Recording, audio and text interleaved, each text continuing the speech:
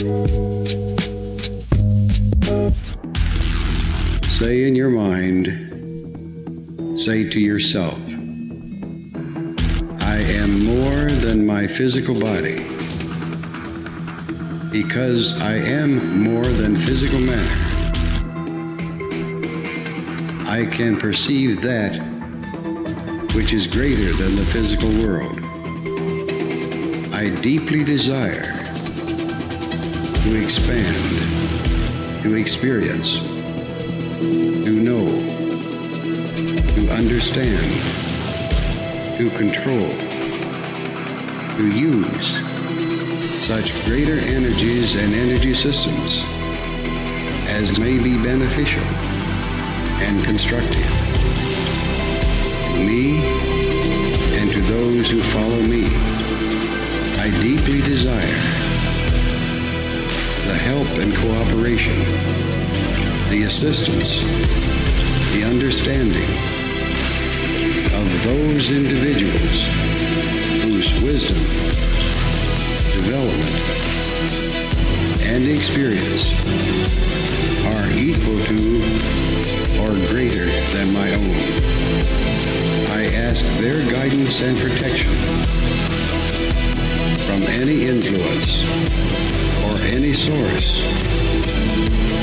that might provide me with less than my stated desires. Do not know all the answers to the questions about reality. Do not claim to know the ultimate truth about life.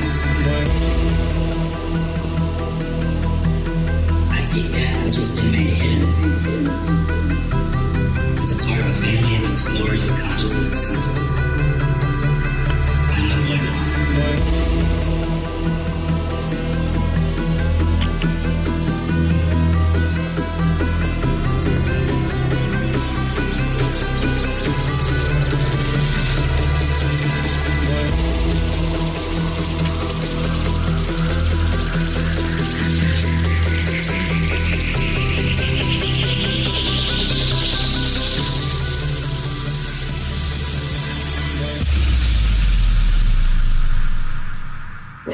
Welcome to Lighting the Void. Oh, broadcasting live from a shack on a hill in the Mossy Creek bottoms of King Creek, Arkansas. This is Lighting the Void live here on the Fringe FM. Holy bejesus. I can't believe it's already the new moon broadcast. But it is already the new moon broadcast, so Mary Dusina is here with us tonight. And we're going to go over, once again, the energies, what's going on in the cosmos, the signs, the planets, and then we'll take your calls. Nasty weather's coming towards Arkansas, but we're not concerned about that. We'll be okay. We're worried about the weather that is in our universe right now, all the stuff that we're going through. And if you want to visit Mary's website, you can go to her website at marydusina.com, MARYDUSINA. marydusina.com. Also, the call-in number for tonight is 501-777-5631 when we do open the phone lines in, and hopefully we'll get some first-timers, some callbacks, all that kind of stuff. Mary, thanks for coming. Once again, it's good to have you. Thank you. Thank you. I felt your heart chakra on that one. First off, let us all take a moment, beloved audience, live listeners, anticipating callers. Let's just take a moment under this new moon, which actually was birthed on the 5th, July 5th, and is with the Sirius Stargate all the way through into the 8-8 portal of Leo. Let us just for a moment, no matter what we've been worried about, no matter what we've been overthinking or stressed over, let's just take that moment and just feel and see some type of image of a full moon or a crescent moon or a half moon, whichever one pops up for you from your subconscious, and just imagine that moon phase over the water, cresting over some tall mountains, maybe over the desert. And let us just for a moment, there's just two things, beloved audience, that I ask of you. Let us take a moment and just send, as our tribe, radiation energies of light and love, the radiating light of the Almighty I Am, Great Spirit, Great Mystery. Let us just send that upon our beautiful Gaia, our Mother Earth.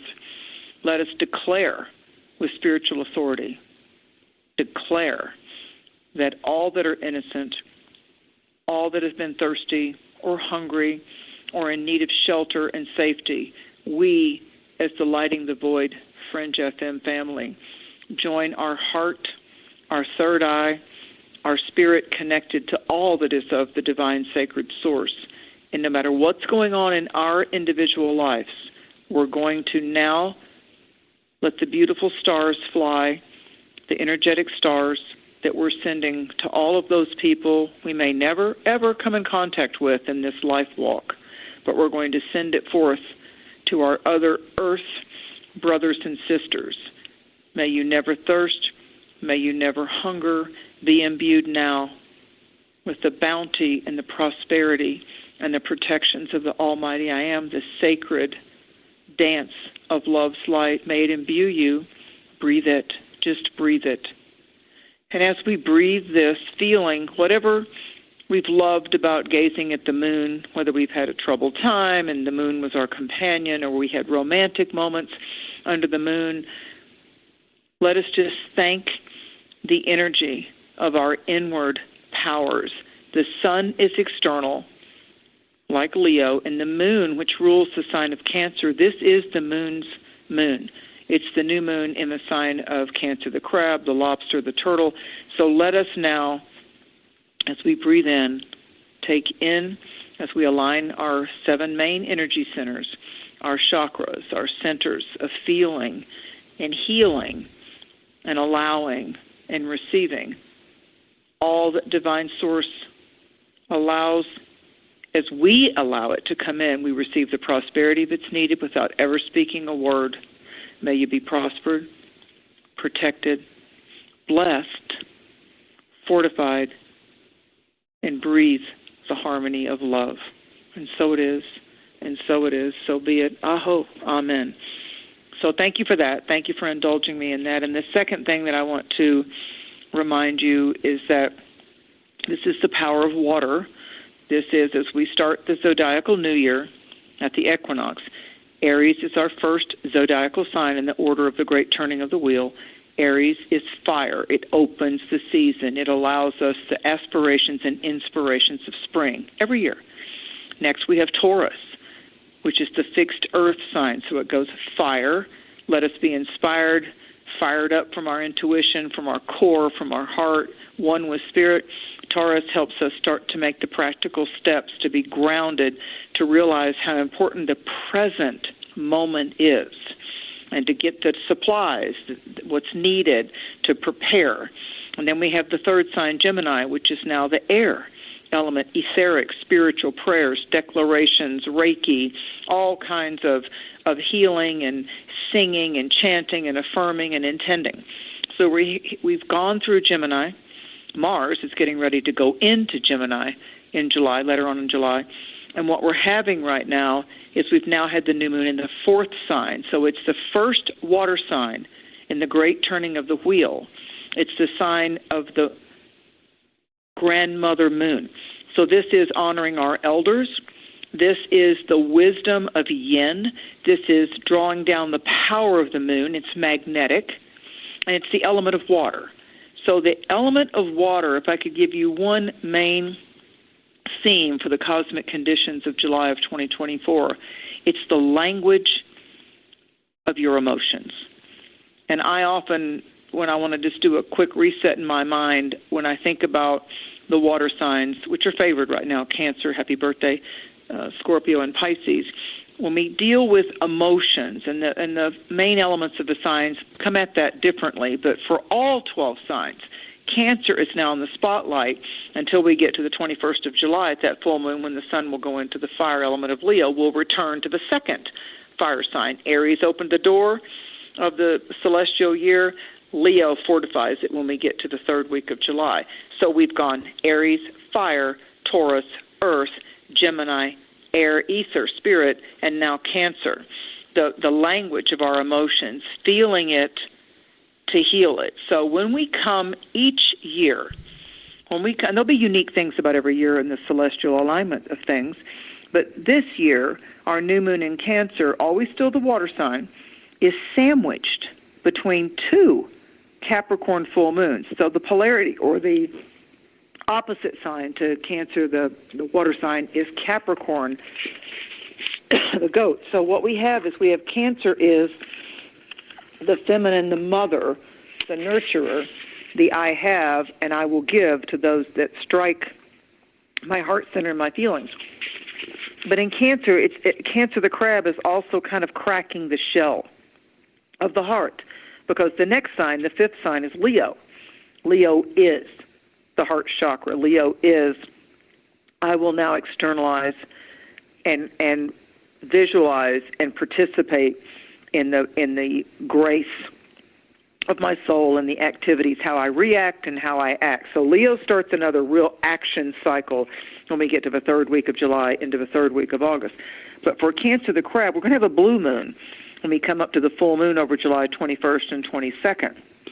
It's a very unusual experience to have moon ruling the sign of Cancer sandwiched between two full moons in Capricorn, and that second moon is why it's a blue moon.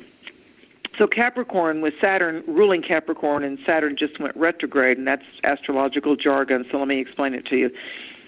Saturn helps us with the timing of things. It's retrograde in what? Pisces, a water sign.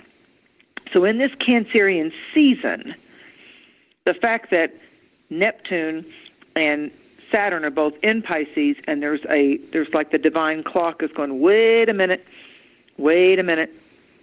stop, pause, reflect, ponder. It's reset time. I fully expect that some emotionally important people, in the language of our feelings, the language of our emotions, our oceans, Cancer the crab and Pisces are oceanic, and our oceans of emotions and our energy of what we put into motion, what's happening right now with the Saturn retrograde in Pisces. I think this is the most powerful new moon of 2024, and that's just my humble opinion.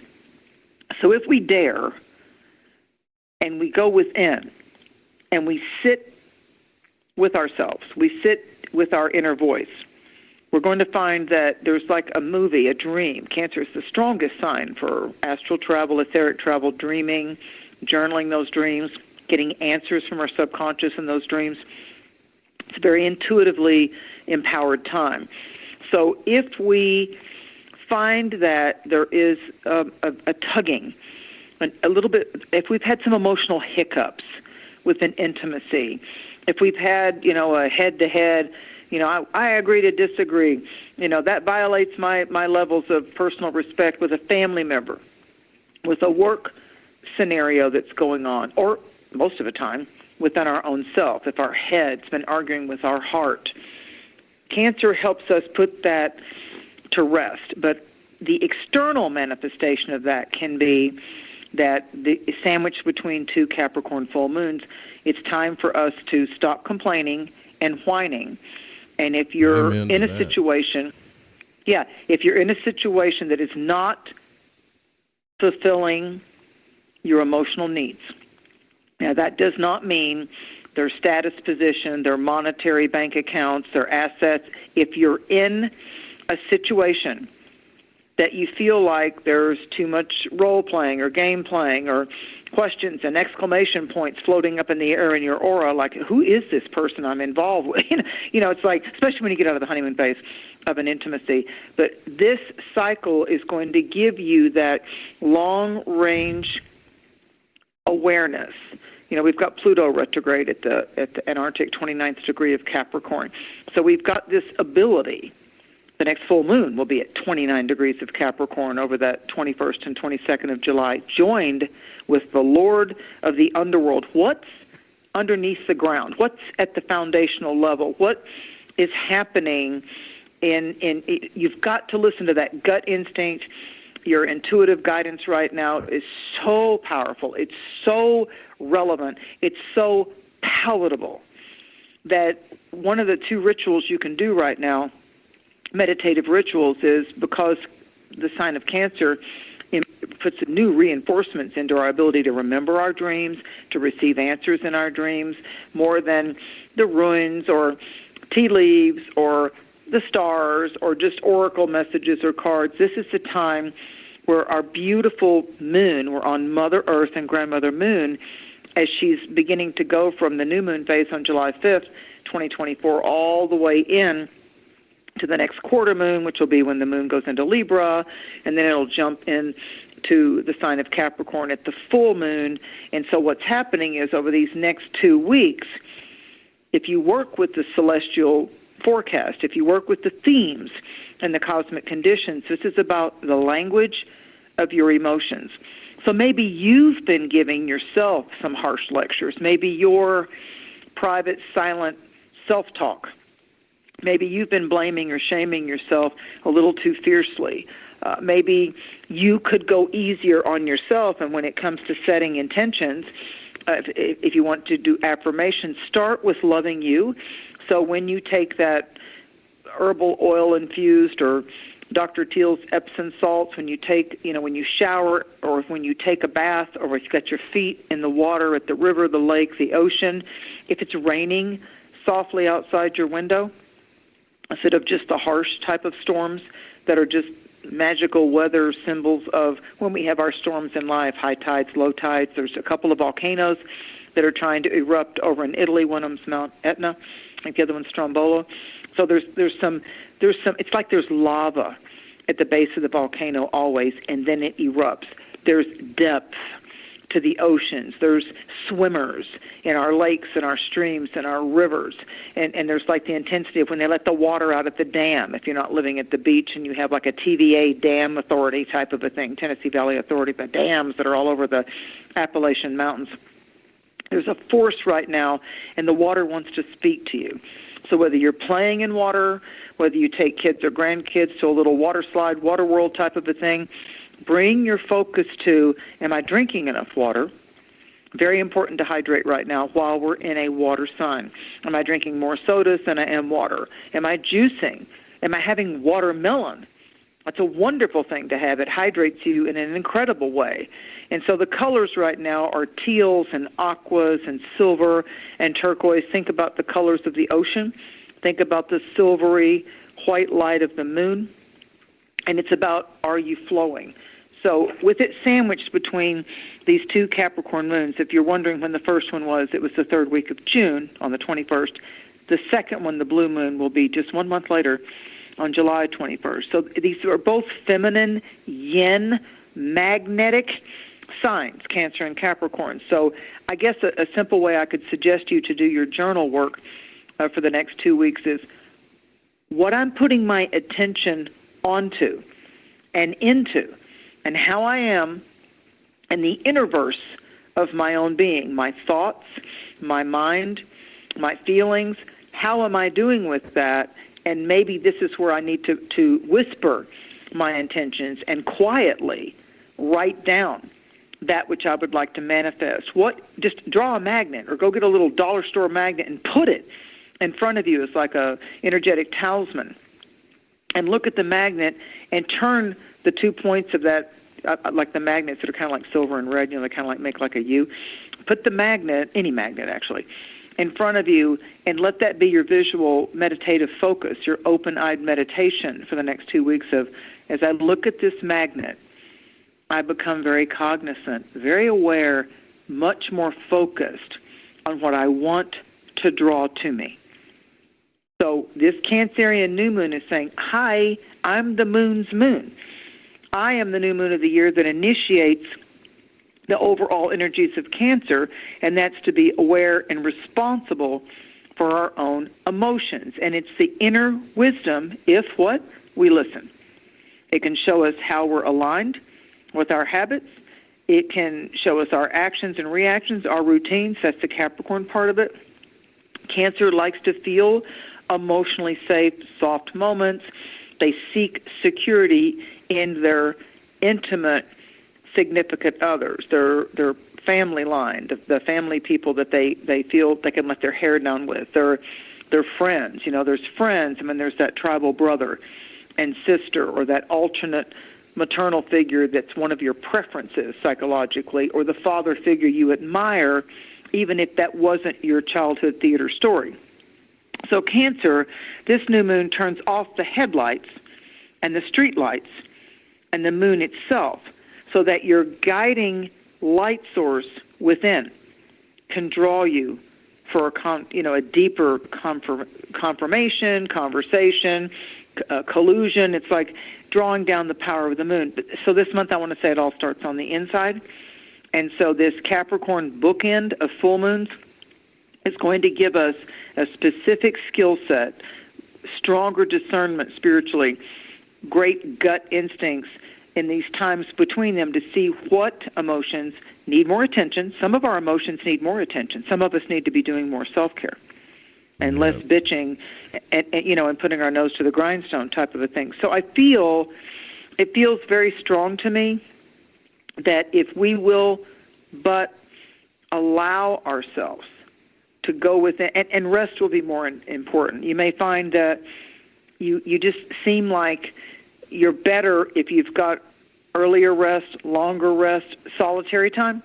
Yeah, solitary time is important with that too when you think about the key dates of this month.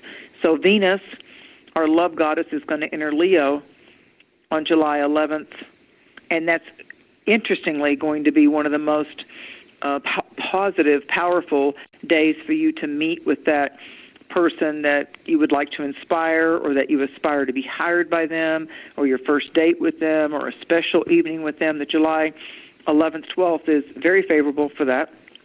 Mars, as I mentioned earlier, is going to move into the air sign in Gemini on July 20th. And then Leo season will begin for sure over July 22nd. Now, here's the thing. When you look at fixed stars, and when you look at where Mars and Uranus are right now, and I'm only telling you this because a good astrologer will not tell you how your life is going to be, but they'll give you a weather forecast. So when it comes to the starry celestial sacred geometry patterns, there's a fixed star called Algol, Algol, and you can jump on your internet browser and you can look up fixed star Algol and the story of Medusa. So Algol, when you take it back to the Arabic, instead of just the Greek myth, it's the ghoul, and sometimes they'll say it's that which haunts someone, that which is, where the demonic or the dark force wants to get you to doubt, or it didn't happen yet. Is it ever going to happen for me? And why did that person do that way? It was so unfair. All that can distract us from the light. Mary, and then it says it is Algol, Algol, is the nature of Saturn and Jupiter, dignified, pious, conservative, acquisitive, and retentive. It causes misfortune, violence, decapitation, hanging, electrocution, and mob violence, and gives a dodged and violent nature that causes death to the native or others. It is the most evil star in the heavens. What's up with that? So the reason I brought up Medusa, and we're not going to accept that as our truth. There's so much more to Algol and Medusa and Perseus. So in the Greek myth, Perseus goes after a creature in Greek mythology called a gorgon, and Medusa walks around, and she's very desired, but she's a very like an alien kind of a creature. She's outstanding, but also draws a lot of attention. The irony is she draws a lot of attention, and her hair, I'm sure you've seen these type of things with Medusa. Her hair is snakes. It's the serpent. So right away we start to think about the Scorpio energy. Like her hair, whether it's not curly or straight, they're alive. They're like moving snakes.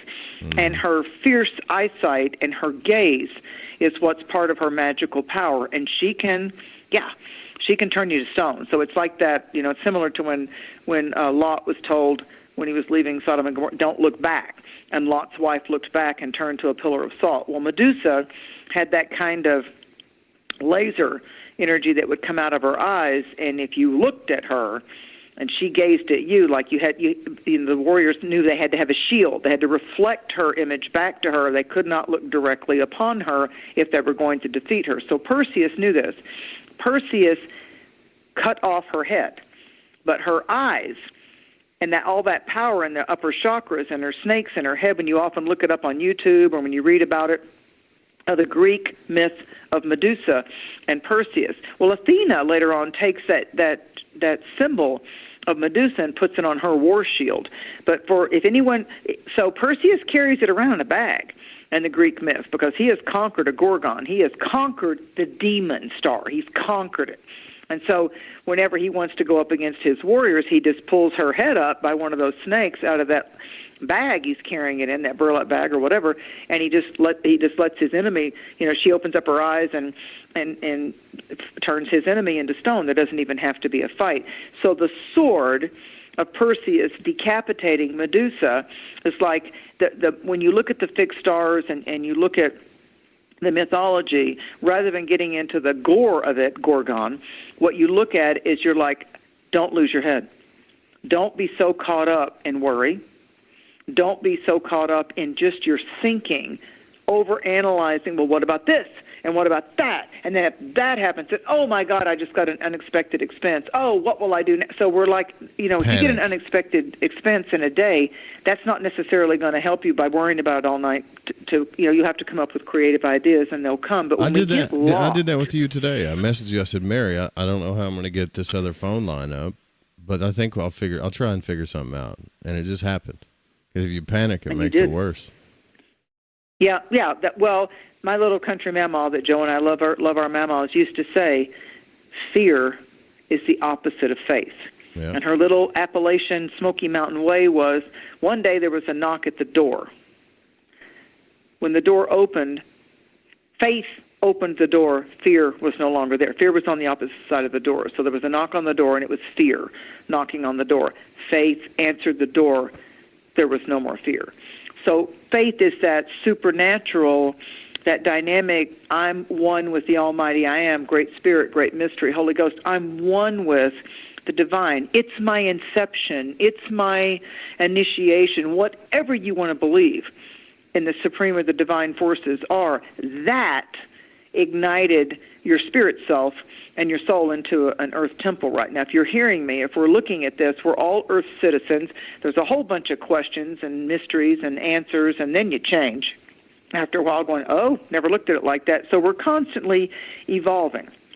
And our emotional canopy, our feelings, can give us hiccups. And if you've ever had to sneeze or you ever get hiccups, you're just trying to keep it quiet, but it definitely it brings you right straight up to the present. It's like, oh, I've got hiccups. So this algol, and when you go back to the Arabic, al-ghul is where alcohol comes from. So when we have had too much to drink, when we have taken it to the edge to get high, to escape, to party, to just let off steam, however you want to define it, because sometimes we get high just to escape pressure or pain. Sometimes we get high just so we can laugh and let other people, we're the jester or some jester entertains us, and we just need to blow off steam, as they say. So right now is the time for you to be the diver, be the dolphin, be the whale, be the captain of the ship, and just explore the mysteries of your oceans of emotions. Imagine that you're the beach and the moon is watching over you. You are the beach, and as you're breathing, that's your waves. And you'll be able to then contend with what seems to be this surge or this high tide or this tide, the wave. It's like we've got to surf it right now. We've got to do some soul surfing right now.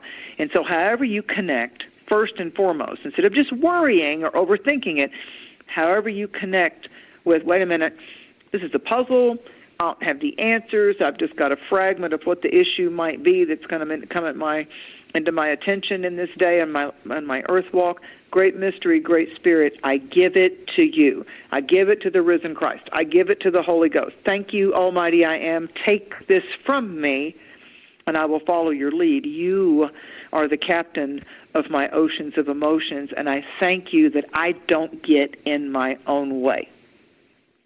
So it's, in short, before we go to the signs, Cancer is about how well are you parenting yourself?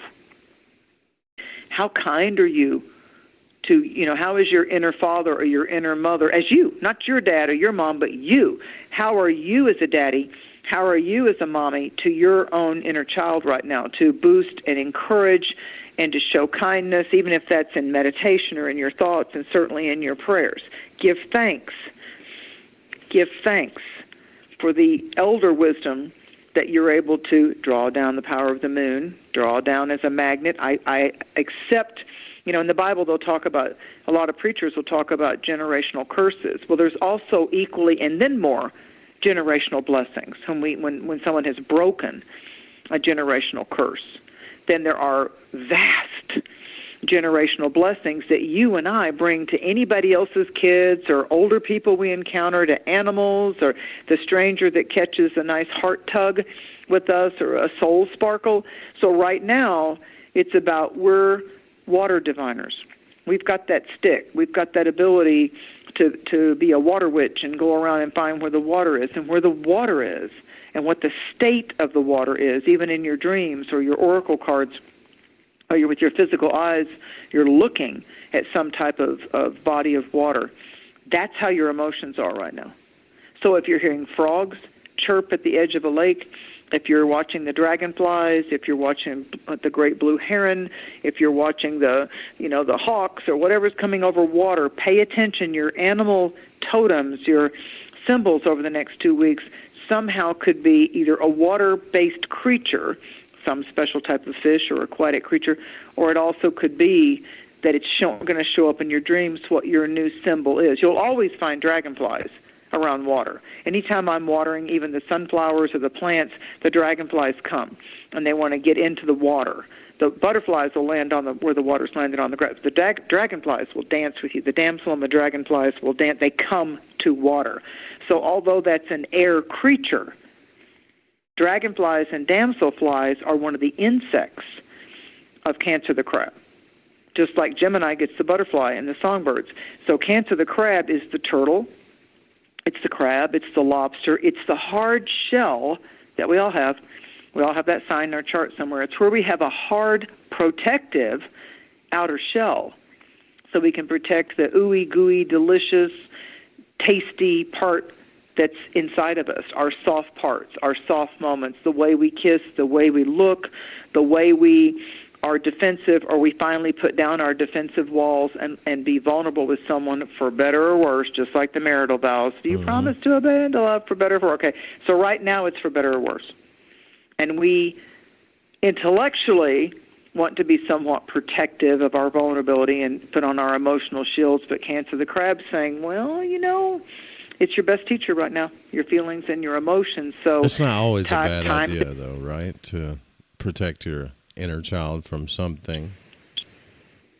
Well, I'm my parent to my inner child. Sure. So even if I make love to someone, or even if I am out in a crowd, the I am of me is responsible to protect the scared child of me, the rambunctious child of me that wants to take a dare and a risk and go all too far with it because it's a child. It doesn't know. So I am to set healthy, appropriate boundaries, and I, as the evolved adult with positive, holy intention, am to help my child when it got locked up. I've got to give my inner child the keys to say, yeah, that's no longer a reality for you. How come that's still walking with you? Come out of that. Look, it's me. Come here. I wasn't with you then. I hadn't gotten to this point in my life, so here's the key. Go over there, honey, and unlock the door. Come with me. We're going to do this together.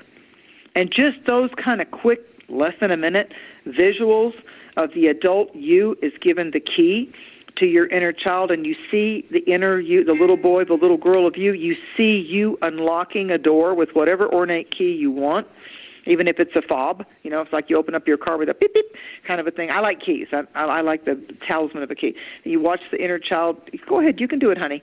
And you let them have the key, and they open the door, and it's like, look at that. Come through. Yeah, you're not locked. Come on. Open up the door. Here I am. Okay, now let's hang the key up on the wall because we don't need that anymore. We're going to close that door, and we're walking together to the mountain, to the beach. In our heart, we bless all the people that are for the greatest good and prosperity, emotionally, intimately, materially, spiritually, that are just in front of me and on the manifest. I am a magnet now, receiving, declaring, and allowing that which is the highest and best and safest and spiritually active for me at this time in my life walk. And I rebuke and cast aside anything, anyone other than that. I am a magnet aligned with the divine. So if I allow divine alignment, I've got to receive and allow and summon and call forth divine to be a part of it, because the divine is my surfboard, the divine is the ocean, and I'm going to surf. And I'm going to get there, and I'm going to ride the waves, and I'm not going to be afraid of drowning or my head's underwater. I'm going to be able to, I have the divine.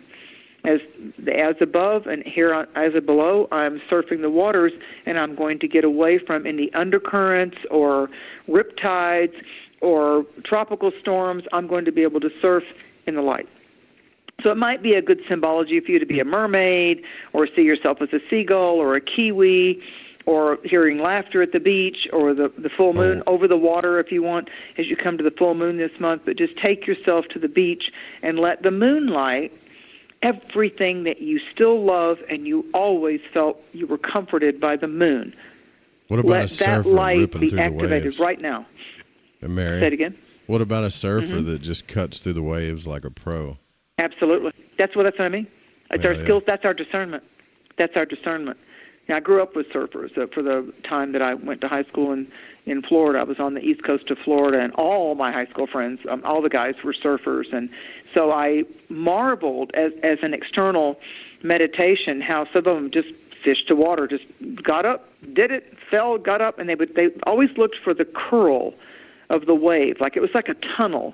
And they would they'd swim out, they'd catch the top of the wave, the crest of the wave, and then as they started surfing it, they would duck down, and where the wave was crashing back on the ocean, they were going almost like left or right in the curl of the wave. And the surfer, I tried it and fell every time, but the surfers would tell me that it's so exhilarating not just to ride the high part of the wave. So if the wave's coming north-south, they ride it like east-west. It's like instead of a bull or a horse at a rodeo, it's like the ocean becomes the creature that they're riding. And so I feel the surfboard and our ability to feel left, right, up, down, and squat down, stand up, hold the sides of the board, that's our discernment. And so that is like someone that loves motorcycles or the Daytona 500. It's a different kind of speed when you're going across the water. Some people like speedboats. Some people like jet skis. So everything to do with thrills and the intuitive empowerment, how we feel relaxed after a moonlight beach or a day at the beach, however that just like fills you up. And where does it fill you up? On the inside. On the inside, damn, I had a day off. I went to the beach. It was perfect. I waited for the moonrise. Everything that the beach gives you is rebirth. It's rebirth. It's birth and rebirth. When you go to the mountains, you get fed. When you go to the beach, you're baptized, you're resurrected, you're bathed, you're cleared, you're cleansed. And you can do that in a meditation, in prayer work, ceremony, watch a YouTube with ocean sounds. This is the time to do that over the next 2 weeks. And so the Cancerian zone, or the house of Cancer, the crab, in your personal astrological earth birth maps, it's what's highlighted right now. And exactly above that house, so like if you're a Cancer, right now it's your birthday season, late June, first couple of weeks of July. So right now the sun is lighting up the inward part of you. Cancer is the inward part of us. It's from the inside out, like when you sew a garment. You sew it and then you flip it out and it's done. You don't see all the seams and all the material meeting and all that. So what's happening is we have Cancer being activated in our charts right now, and whatever house that is for you, Capricorn, these two full moons that it's sandwiched between, Capricorn is the exact opposite of that. So I'll give you an easy example. If you're Cancer the crab, it's your first house. It's your solar first house. Why? The sun is lighting up the sign of Cancer. It's your turn. You're in the spotlight, but it's pulling the light from deep within you. Your desires and your dreams are being pulled out by the energizing, beautiful magnificence and brilliance of the sunlight, the warmth, and the growing season of the summer. For Capricorn right now, it's the seventh house, because the seventh house is exactly opposite the first house. So for Cancers, it's the east. It's the sunrise. It's a new dawning. It's beginnings. It's reset time. And sometimes when babies are born, what do? They sleep a lot. So for Cancerians right now, say, well, I just want to be away from people. It seems like I want more solitude. I want to figure it out. I'm not making enough time for my spiritual reading, my Bible, my manuals, my journals, my dreams. So for Cancerians right now, they tend to look at, another year older. It's my birthday. Now, what did I feel I accomplished in this last 12 months, and what's vitally important to me now? Have I found the love of my work yet? Have I found the perfect apartment or house or nest? Cancer's about nesting. And so we're looking at how comfortable do we feel in our current nest, our current vortex. Now, you may think that's your external apartment or car or house. No, your nest is how are you feeling spiritually within the house, the temple of your body. That's the most important part of it. And so for Cancer, the opposite, or the west, where the sun goes down, it's a sunset for Capricorn, it's a sunrise for Cancer. So Cancer is the Madonna, the mother, and Capricorn is the patriarchy, or it's the authority, or it's the powers that be, so to speak. And so what we have right now is the wise part of us, of whatever age we are. It's like you do something really stupid when you're 12. Ow, that hurt, or damn, I crashed in my bike or my motorcycle, whatever, or my jet ski. Ow, I'm not going to do it that way again. So the wisdom that comes from some of our bumps or oops is what Cancer reinforces. So when we start with these different signs and the signs forecast, remember your key things of this new moon: my feelings, my oceans of emotions, water. How am I working with water? Can I do a meditation while I'm in the shower or in the bath? And will I declare and whisper and say out loud, take these troubles from me? Holy Spirit, Great Spirit, let me feel the water on me. Wash my hair. Let me feel myself sitting in the lake, the river, whatever. Let me feel the baptism of me releasing whatever's holding me back or stressing me or taunting me or haunting me. Remember Medusa, don't lose your head.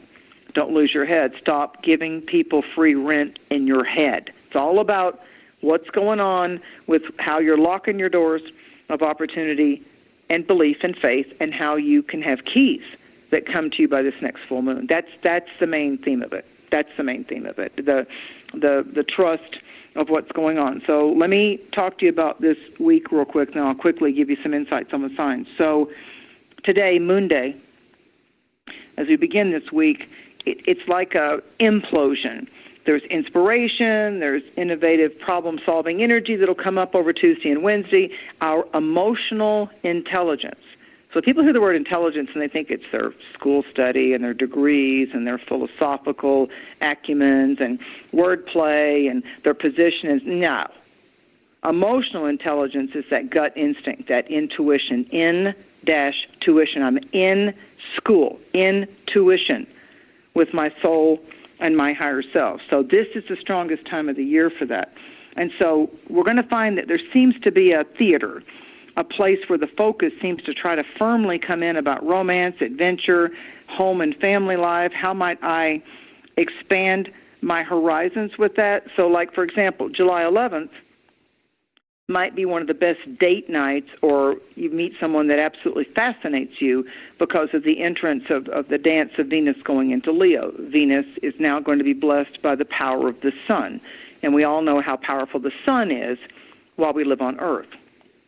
So that July 11th, July 10th, 11th, 12th is an interesting time for favor, for supernatural favor, for a divine paycheck, for, the part of us that will say, well, I'm going to do a kindness today. I'm going to bless someone that inspires me or that has helped me. I'm not just going to be cavalier and look over that. I'm going to go tithe a kindness. If it involves money, okay.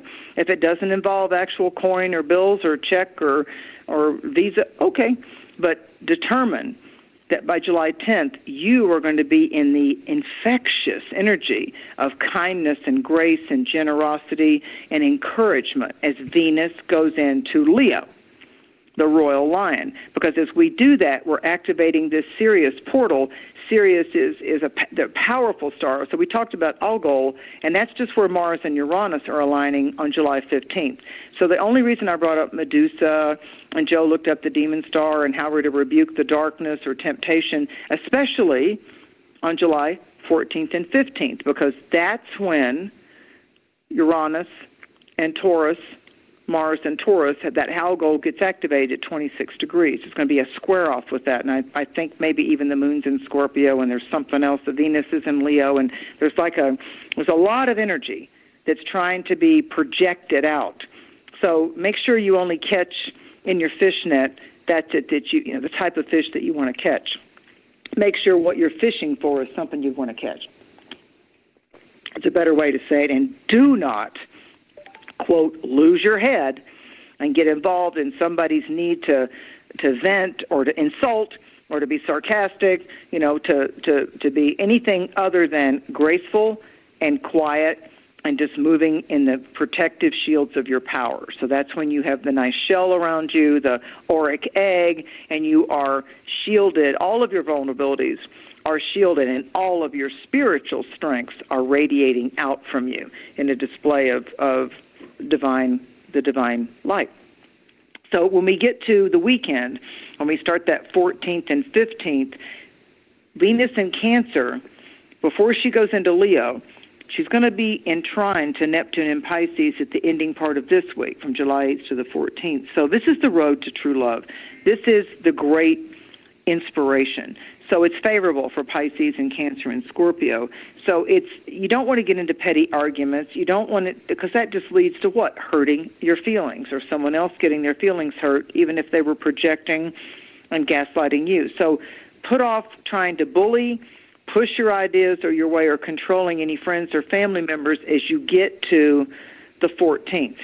And then with the 15th, it's kind of like you may find that your fairy godmother is showing up, or you know, your main medicine totems are coming up. So there's going to be an abundance in mid-July of both courage and bravery.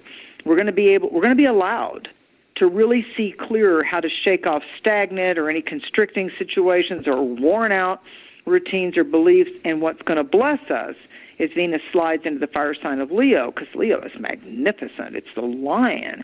And so it's a time to allow ourselves to explore new ideas, new horizons, encounter that which is a sign and wonder to behold. What's awe-inspiring for you? How do you show up with your big personality that doesn't exclude anyone, not dominated by anybody, and you just show up and the room's better because you walked in? Not from an ego standpoint, but because I'm showing up as an antenna of light. If I go to the grocery store, if I go to the big box store, if I go to pump my gas, while I am in that place, I allow the divine to bless that place. I will be an antenna of the light, and that gets empowered as Venus goes into the sign of Leo. And then later on in the month, when we get to this energy of the sun and the moon, right now at this new moon, the sun and the moon are joining with Venus, and Venus is trining inspiration, spiritual connection, plugging into the divine possibilities, Neptune and Saturn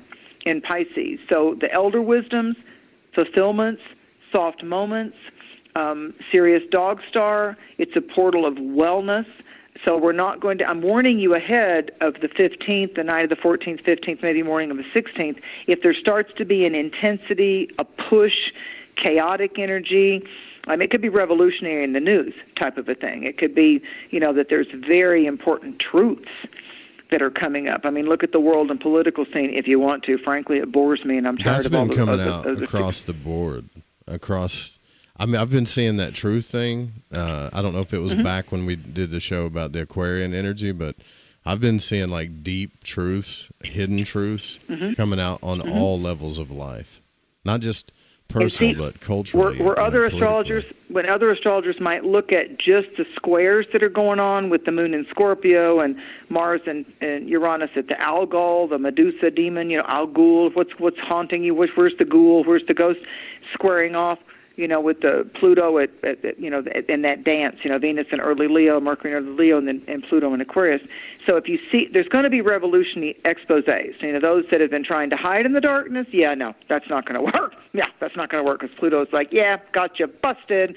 And so what's happening is from July 11th into early August, we're going to be able to showcase our talents.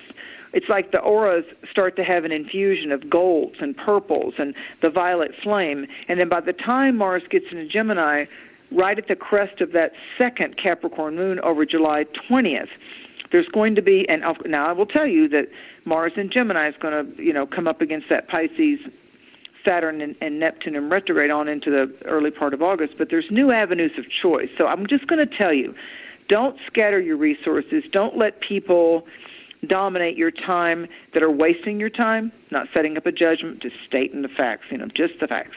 So seek additional ways to imbue grace upon yourself. Like just if you use the words, that doesn't cost you anything out of your bank account. Just if you say, great mystery, thank you for the abundant blessings of this day. Thank you for my supernatural grace and wellness. And then just go start your day. So pause before speaking around that July 20th time frame, because we'll have that full moon, and then we'll have the squares popping off, to when you've got that 27, 29 degrees of Capricorn, it's right on Pluto. So Joe's right. There's going to be a lot of things where people go, damn, that's interesting. That doesn't really involve me, but boy, the karmic boomerang did happen, and I'm glad they don't get to do that nefarious thing anymore. Yeah. Yeah, so it's a good time for people that are being authentic and true to themselves in a time. Huge good karma coming. Huge blessings are coming to those of us. Where you cannot hide any more BS, any more stuff. Like, it's coming. Yep. Well, and it's huge. It's huge. Just the way the moonlight reflects on the ocean, just like there's silvery white dances going across the ocean. Those of you that ever watched a full moon over the ocean, it's a mirror effect. It's mirroring the moon, but not just in a circle. It comes out like almost in a really long line as you're looking from the shore. That's the reflection of what's going back with people's intentions. Since when? Since 6 months ago, back in January, because when we had the full moon in Cancer and the sun was in Capricorn, and we had the new moon in Capricorn back in the Capricorn season of 2024. So we're going back 6 months from now, from where we are right now. And 6 months ahead of now, we'll be back in Capricorn. We'll be bouncing back into January of 2025. So whatever clearing, even if you don't see the ultimate on down the road big results of it, right now, if you'll at least do the some exercises of loving your inner child, correcting your own negativity, not expecting or projecting your crap and your murky waters onto somebody else just because you're in a bad mood today, whatever. And it's like the people that are like, I didn't do it, dude. So what's happening right now is as you realign yourself and as you take the responsibility, and don't do this until you're going to stay focused for the next 2 hours of the day that you do it, I become a magnet. So you realize what a psychic responsibility that is. You will draw to you how you are, what you're saying, and what you're doing. So if you turn that magnet on, if you're going to start to get surly or in a bad mood or whatever, say, I release the magnet, I'm not a magnet at this time. I'm not, then the mirror can help you understand. But the magnet, that'll draw it to you. So be aware when you play around with energetics or ceremony or psychic phenomena. Be aware that if you say, "Oh, I like that, I'm going to be a magnet," or really, are you pretty good at observing your negativity? Don't put the magnet aura on until you're ready to be very aware of how you move, how you speak, how you treat others, and the boundaries that you will set.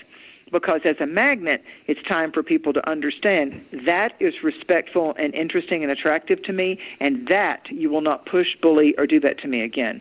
Mahalo, I'm out. Amen to that. So that's the balance. Yeah, that's the balance to Cancer Cap. It's not cutting someone out of your life forever. It's not dropping a guillotine, again, losing your head, on, well, they didn't do this, and this went sour, so to heck with them, and that's it. No, it's not in your life right now for a reason. They need to grow and evolve. You need to grow and evolve, and it can cycle back around in a more perfected, profound way. Sometimes there needs to be that year or that 6 months where we mature without the distraction of that hateful family member or that betrayal or someone that, could do better with us and they don't, and we got all butthurt about it.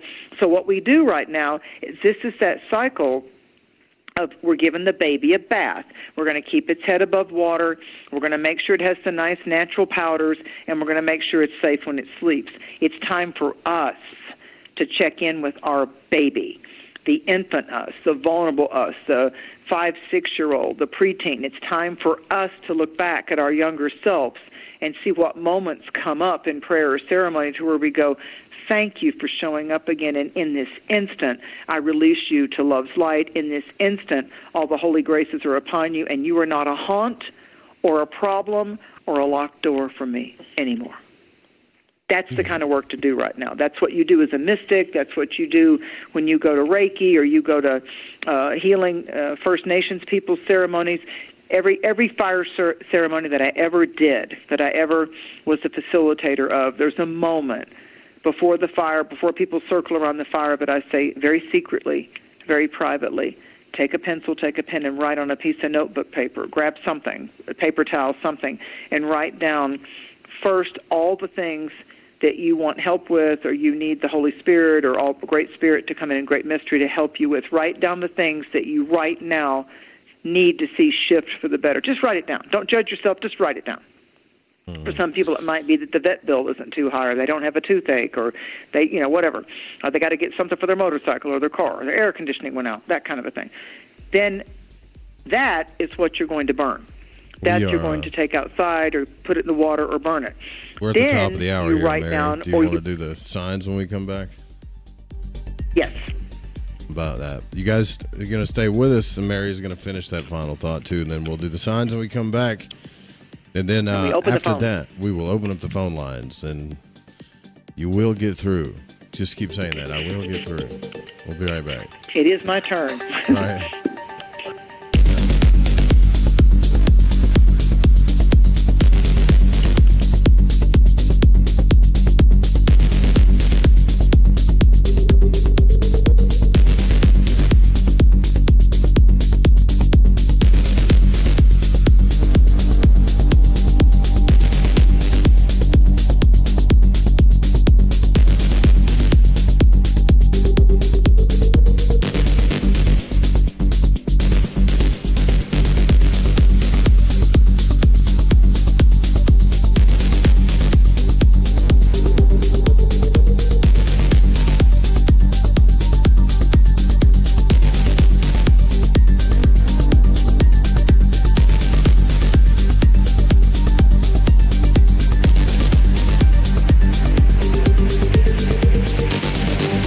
From both cups and tell us which one makes you smaller. In your face, all over the place. We're online 24/7. 24/7. You're listening to the hottest internet station.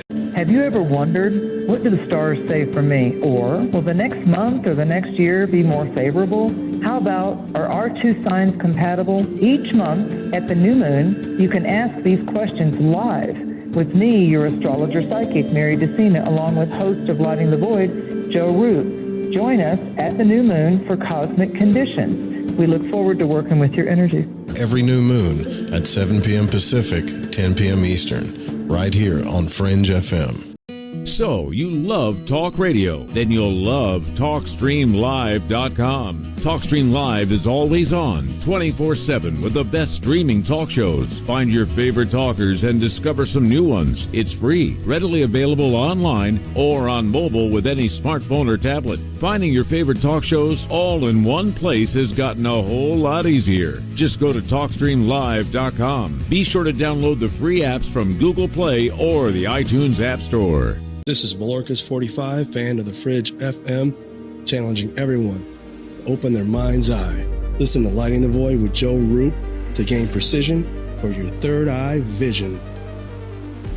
Hey, this is country music singer and void walker Jason Benoit, and when I need my fix on the world of magic and the capabilities of the human consciousness, I listen to Joe Roop right here on Lighting the Void Radio. Have you ever wondered, what do the stars say for me? Or, will the next month or the next year be more favorable? How about, are our two signs compatible? Each month, at the new moon, you can ask these questions live with me, your astrologer psychic, Mary Dusina, along with host of Lighting the Void, Joe Root. Join us at the new moon for Cosmic Conditions. We look forward to working with your energy. Every new moon at 7 p.m. Pacific, 10 p.m. Eastern, right here on Fringe FM. Olivia, from Washington. Laid off and trying to keep our little kids from realizing that Mommy and Daddy haven't eaten in a while.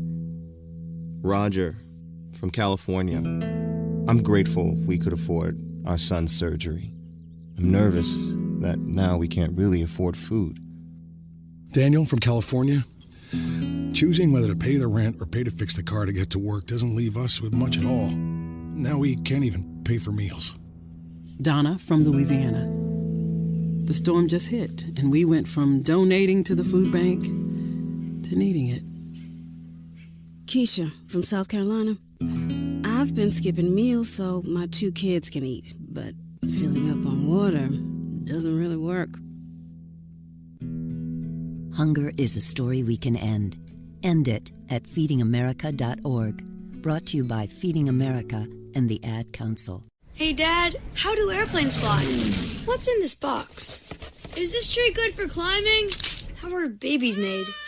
What does this thing do? Kids are curious about everything, including guns. Talking to them about gun safety in your home is a good first step, but you can do more. Always keep your guns locked, unloaded, and stored separately from ammunition. Safe gun storage saves lives. Learn how to make your home safer at endfamilyfire.org. That's endfamilyfire.org. Brought to you by End Family Fire, Brady, and the Ad Council. Bumper stickers are a fun side hustle with low-cost investment that has built-in advertising to attract local customers in parking lots, rallies, gatherings, conventions, venues, and more. You could potentially sell these bumper stickers on consignment to local businesses, tattoo parlors, head shops, or any other independently owned store that might gear toward the fringe. Bumper stickers are great gift-giving ideas for friends and family. Also, a way to wake up your fellow travelers on the path without having to waste energy in tiresome debates. No car? No problem. Bumper stickers will stick to just about anything with a semi-smooth surface. Go to www.justbsme.com and get your bumper stickers today.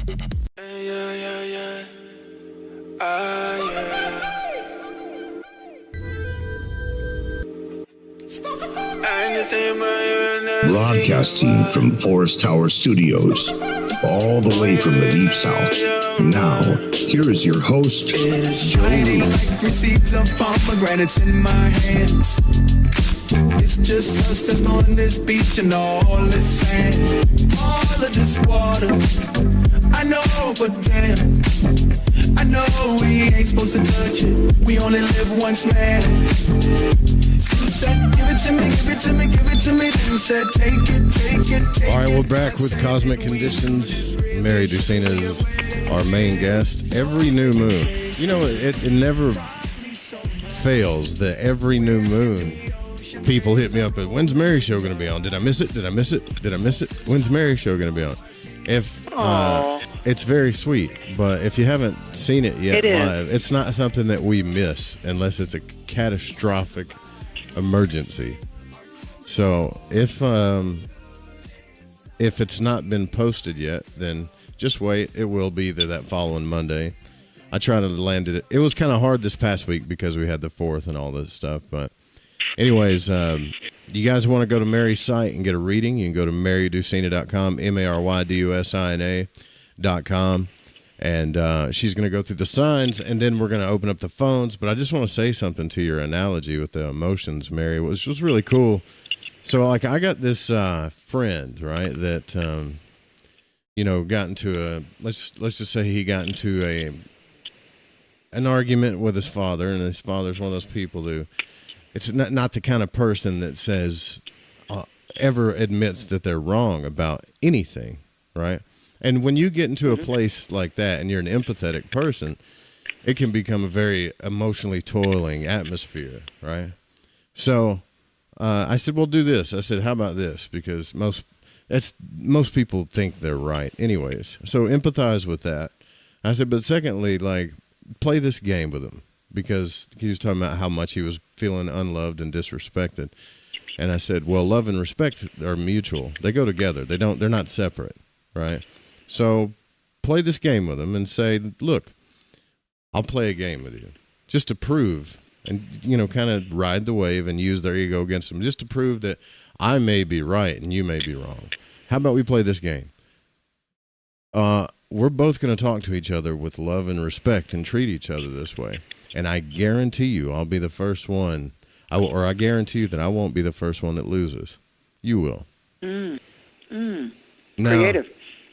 If you know you're a person that just naturally treats people with love and respect, that game's going to be easy for you. But what you did is you kind of surfed that wave and challenged their ego because they need to be right and win all the time. So now you just made a more peaceful environment. And I know that it worked for my friend, personally. That's awesome. That's awesome. And see if, like you said, instead of losing our head and falling back into the same old, person does this, we react this way.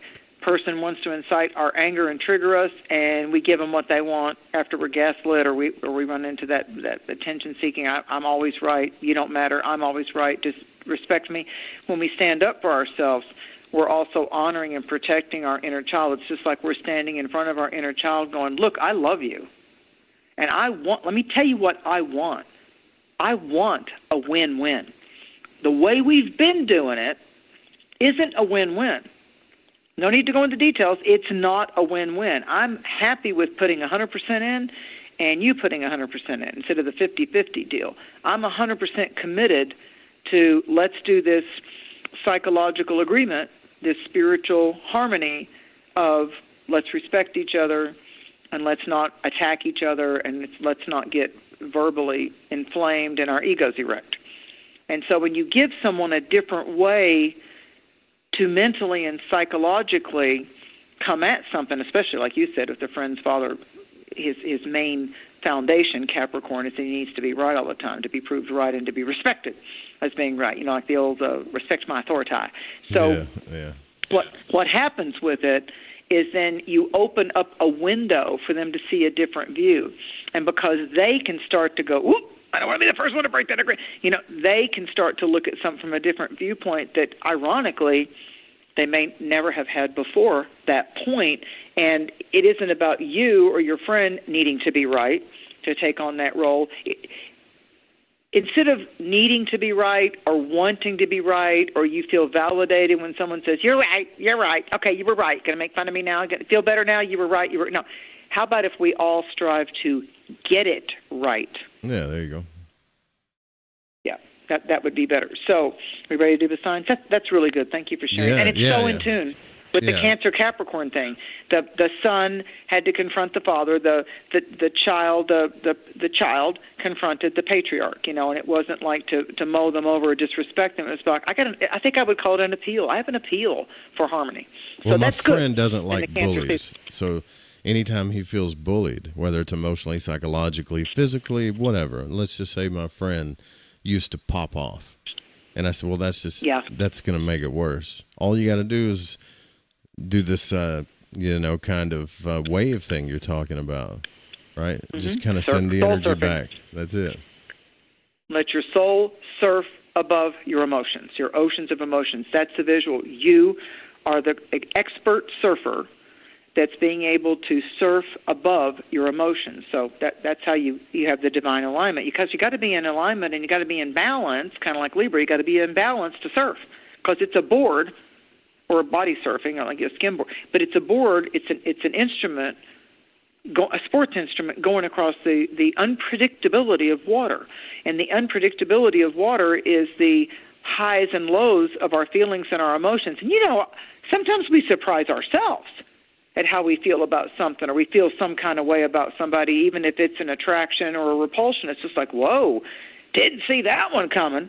Yeah, when someone just pulls a feeling out of us, it's like, whoa, that's interesting. How'd that happen? When we think we're just so shelled up and so protected externally. Okay, so first, happy birthday to Cancers. Happy birthday to the Moonchild. Happy birthday, happy new year, celestially. Happy birthday to Cancer the Christ. Okay, so everything we talked about in the first hour is especially a spotlight for you, Cancer. Going inward, it's where you will gain security. That's the power place. It's your dreams. And of all the signs, of all the 12 signs, Cancer, number 1, and then Pisces, number 2, are those placements in our chart are the strongest dreaming access codes. It's like where we go into the Hall of Records, our past lives, our, wow, was that some kind of alternative reality, that kind of a thing. And you can get there in meditation, too. It doesn't just have to be as the body is what? Resetting and resting, and the dream zone takes off. So I would say, Cancer, pay a little more attention to what you're giving attention to with your cash and your finances, because Mercury and Venus are going into Leo, and Leo likes it lavish. Leo likes it big. Leo likes it sparkly. So those Leo planets are starting to visit your money zone. And you know what, Cancer Moonchild? You usually spend for other people, and you save, and you're practical, and better have something put back as a prepper for the rainy day. It's your birthday cycle. It's your solar return.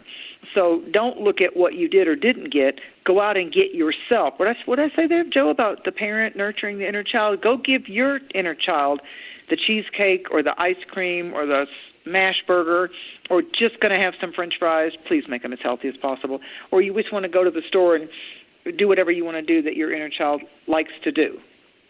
Do that, Cancer. So if you're searching for a new gig, this new moon can allow you to harness and secure the prize. With Venus visiting your second house, it reminds you of your worth, the value of your work and your talents, and that will assist you mystically to help you get what you want. So your aim, Cancer, for this beginning of your birthday year, your solar return, the sun returning to the place of when you landed on Earth, is your aim is to find gratification outside of just what you've got to clean or where you've got to work or where your responsibilities have to be paid or attended to. This is also in what you do for others. And when Mars goes into Gemini, that's going to light up your 12th house. And when Mars does that in Gemini, it's activating. Don't think there's something wrong with you. It's activating your need to retreat and rest, like take ye apart a while and rest. And don't worry about it, because when Mars shifts on into Leo later on, you're going to find that you've got creative inspiration right now, and then you're going to find that the monetary payoff starts to happen mid-August to the end of August. So it's going to be a powerful time for you, but it's time for you to just give yourself that spiritual kiss, give yourself that prosperity bloom, go out and do something nice for you that you don't normally spend on yourself or spend time into all year long. Because you're Cancer, you're the nurturer, you're the one that wants to make sure everybody's got something to drink and something to eat and a soft place to lay their head and a little blanket to make sure their feet don't get cold. It's okay if you do that to you. Nurture your inner child. If you're a Leo, I kept getting psychically, if you're a Leo or a Leo rising, words matter. Words matter. It's an energy with these Cancerian planets. You're going to get things ease off with Venus going into Leo, but the last week and a half has just been like the busiest spin zone of schedulings and timings around Leos that I've had interactions with. So it's your birthday's coming, and a month before the birthday, you start to get a deeper clarity and direction. I also call the 12th house, I also call that the house of any issues that we need to get untangled from, or if there's any shackles on our ankles or handcuffs on our hands, where do we need to liberate ourselves? And that's what I would say, Leo. Words matter. Whether you're saying them or you're hearing them, words matter right now, and how it makes you feel a kind of way, as we said earlier. And also, you're in your house of issues, and it's the most powerful time of 2024 for your soul wisdoms, your psychic insights, your intuitive prowess, your soul strengths are very strong, Leo, very strong until after that full moon of July 21st and 22nd. So lean into it and let your guides and your angels, thank your angels and do what ceremonies and readings, put your eyes into what you believe is a spiritual healer and anchor for you.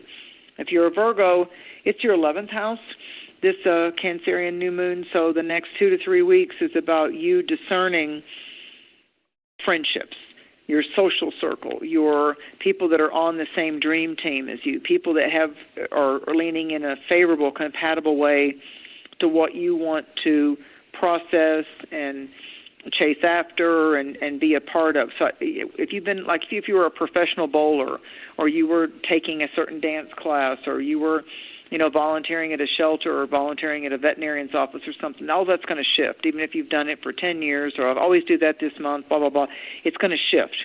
It's going to shift for you, Virgo. And I feel like that there's going to be contacts from the past that you kind of have a little intuitive twinkling that you'd like to kind of see them. It's been a while, connect with them in town and out of town, and see how you are now in the presence of that energy. Like, have you both evolved, or is it a little bit too one-sided? So I believe there's a big discernment thing that's going on, especially as Mars gets into Gemini.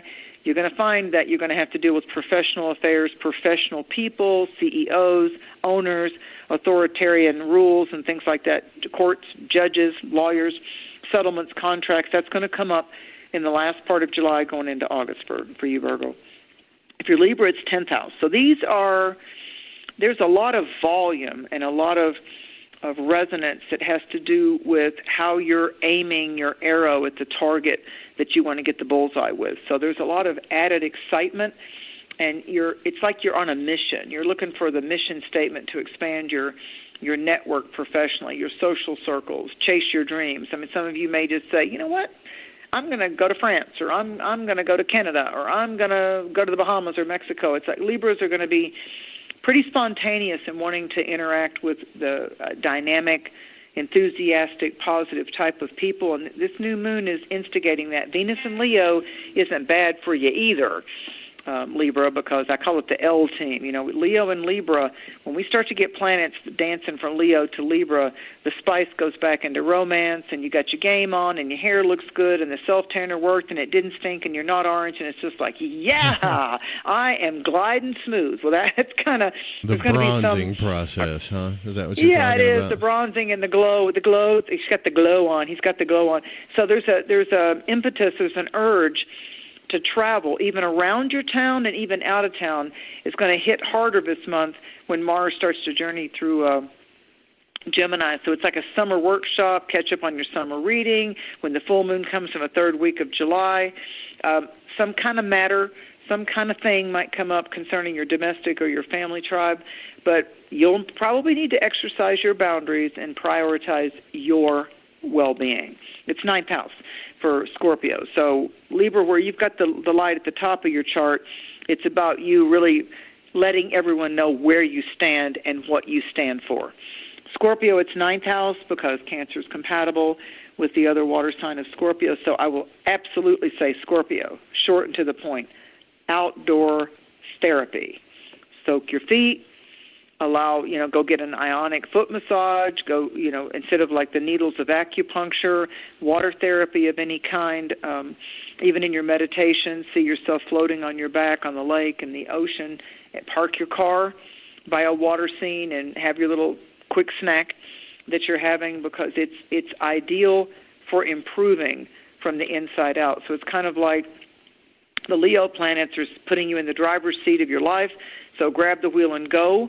And there's going to be friends that want to join you with support a little bit later on when Mercury enters Leo in about 3 weeks. So for Scorpio right now, it is the 9th house of higher love, inspiration. You're plugged in. You're plugged into spirit right now, and that Saturn and Neptune in Pisces is a real nice sweet spot astrologically too. If you're Sagittarius, it's your 8th house, and so this is mystery and wanderlust ignited, curiosity, but it also has to do with that which needs to die, that which needs to be, the door's closed, the dirt's on top, the plant, it can now grow, the roots are now in the ground. Sagittarians are going through, especially when Mars gets into Gemini, your partnership house on July 20th, 21st, take care of your own emotions, respect your own feelings, initiate healthier activities for yourself, like if you're at work, if you're around someone that can be somewhat of an energy thief and you feel drained when you're in the contact of that person and it's hit and miss, go do something restorative or nice for yourself, like bring home flowers for your mate, or go laugh with the child, throw the ball with the frisbee with your dog. Get that energy, get your fuel tank filled right back up if you absolutely had to deal with someone that was draining your energy. And the 8th house can be mystical and sensual. It's not sex for sex as sport. It's sensual, as in igniting all the other spider senses, the spidey senses. It's like the energy that's released when you're with somebody that you're really in tune with, and you just, the energy when the two of you combust together is more to do with like this energy manifestation that goes forth to bless your dreams and other people that you care about's dreams and wishes simultaneously. That's what real sacred lovemaking is the fact that you are so open and vulnerable that you can cast a sort of wishcraft and magic to go forth with your intentions and your aspirations as you have that volcanic rise to the body and release. Then you're able, that's powerful energy that you can put onto your things that you wish to manifest. Remember the magnet. If you want to do sex for a sport, just ask God to reincarnate into a rabbit next lifetime. It'll be good. That's cute. So if you're a Capricorn, we spoke on it earlier, it's the west, it's the sunset. So Capricorns right now are clearing what no longer seems to serve them, their higher, the best version of themselves, the better version of the activity, the project, how you want to see the vision manifest, especially in your work and your career realm. I think for a lot of Capricorns right now, sometime in July, there's going to be like a sudden whoa, I'm a really busy worker. I'm responsible for a lot of things, but I have to stop everything, and I'm going to go take care of that animal or that family member or that sibling or that cousin, or my everything's going to stop, and I'm going to go be emotionally and physically supportive for this person, because like the other person might have the burp or the crisis, and the Capricorn's going to be the advocate, the protector in that. If you're an Aquarius, it's your 6th house, Aquarius, and we've got Pluto bouncing around in that, it moves so slow, that last burst of Aquarius. You've got the Algol and Medusa and the Sirius Leo type of energy, the Sirius to Cancerian into the Leo type of thing that's happening, the bright dog star. So Aquarius is kind of like trying to sort out the puzzle and get the right pieces of the puzzle together so they can at least see the landscape and the main theme. So you're in pursuit. You're focused on your intentions. You're kind of like in the Matrix. You're kind of like watching all the numbers go down, and then all of a sudden you're going to have the Neo insight and the epiphany. But it's a process. I mean, it's not just going to happen right away just because I forecasted as an astrologer. You're in the bloom of it. You're in the process of it. But the bud's there, but the flower hasn't opened. So just don't get too impatient, Aquarius. Uranus is challenging you. Your ruling planet's challenging you right now. Trust the process is what I want to say to Aquarius. If you're a Pisces, it's 5th house. Both Aries and Pisces especially have been dealing with 2 years, especially with Saturn in Pisces, and Neptune's been in there longer. But the Saturn in Pisces is the 12th house for you Aries risings or sun signs, and it's very challenging for anything that's Pisces in our chart, because the energy of it is almost like, no, I don't. I want to escape that. I want to deny that. I want to avoid that. Let's just play pretend that mean thing that I just did to you didn't have any repercussions for me, and I just got to put the stinger in you.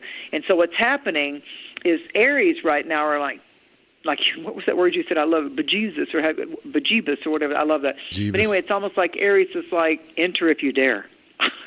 You're not gonna, really? I'm not going to let you forget about that, right? Like is that what you're saying? Like that? Well, let's just pretend like I didn't really do that shitty thing, and maybe if enough time goes by, although they did that shitty thing, although they did do that shitty thing, yeah.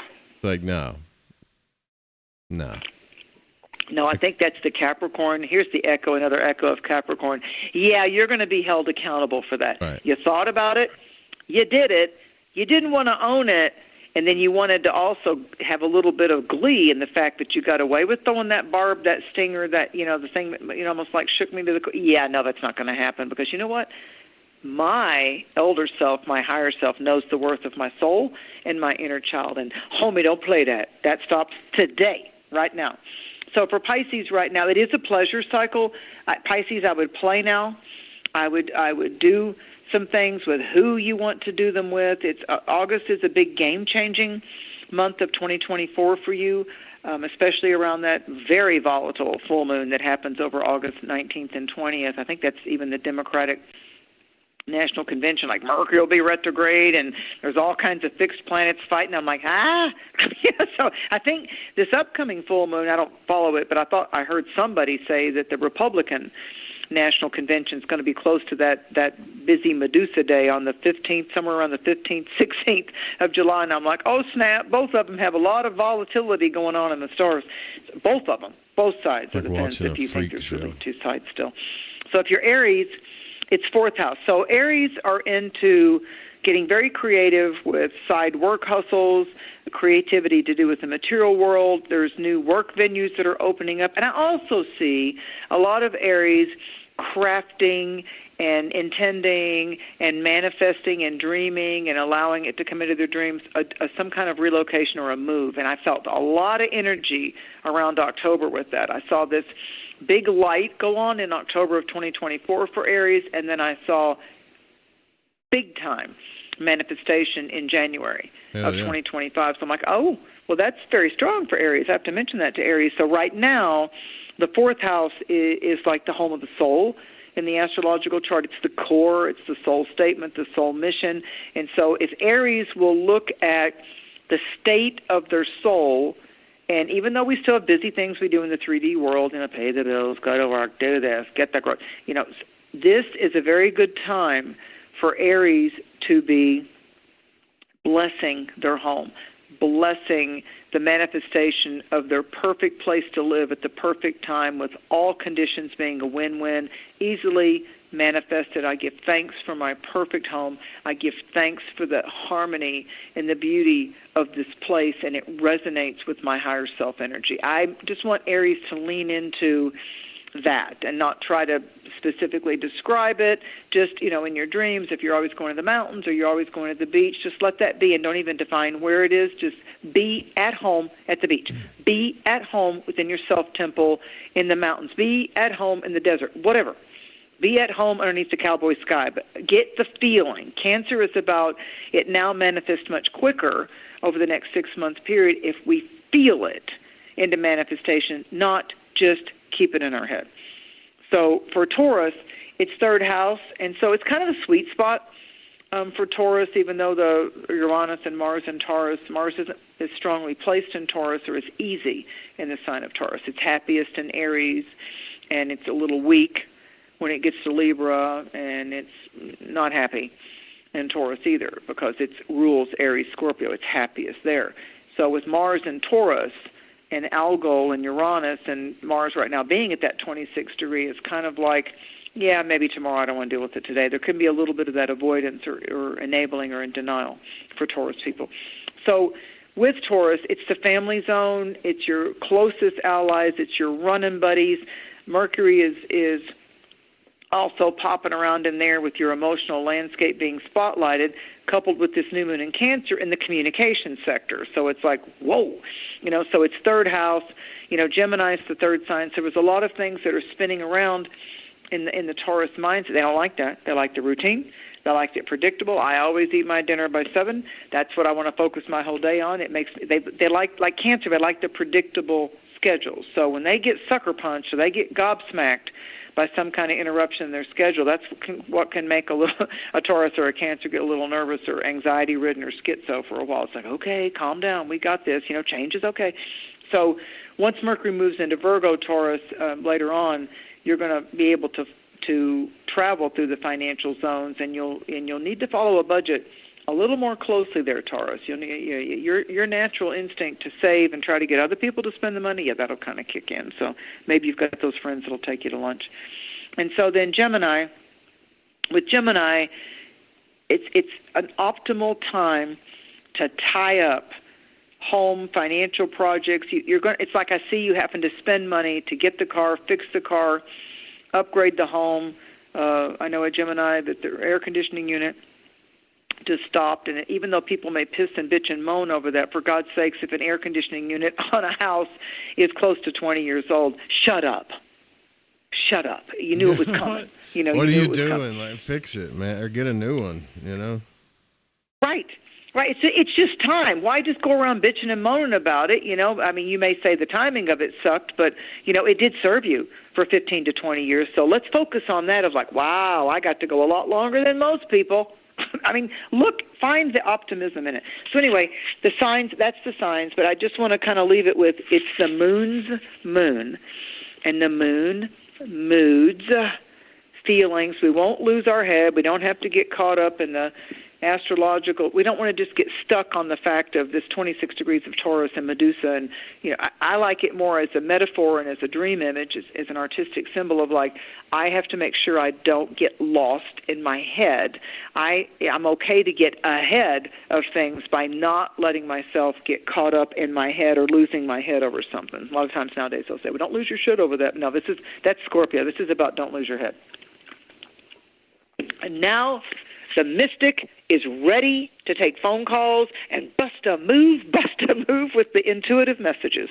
Hopefully we'll get through all this thing. I got a tornado warning just popped up, but is there? Oh yeah. Gosh, is this from the aftermath of that hurricane, tropical storm Beryl? Is that coming to you? Yeah, my phone was just going off, so I got everybody's text. Well, you know what? If it happens, it happens. Listen, all right. Once again, if the internet goes down, let's bless the weather for probably Arkansas. it's a storm, but whatever. Just call in 501-777. Look, if you haven't gotten through, I hear people say, "Man, I've called in so many times, I never get through." Call right now. Not to call right now. 501-777-5631. All right. Let's see. I think we already got our first caller. Let me make sure I got the settings right here. I'm not even going to think about it. It's okay. If there's a little bit of a storm, it's okay. You do what you need to take care of your inner child. Let the adult do what it needs to do. Take care of my inner child. My inner child knows that there's nothing I can do, at this point. All right, let's see. Okay. I want to make sure you're here, brother. Yeah, we can hear you. Who was speaking? Okay, perfect.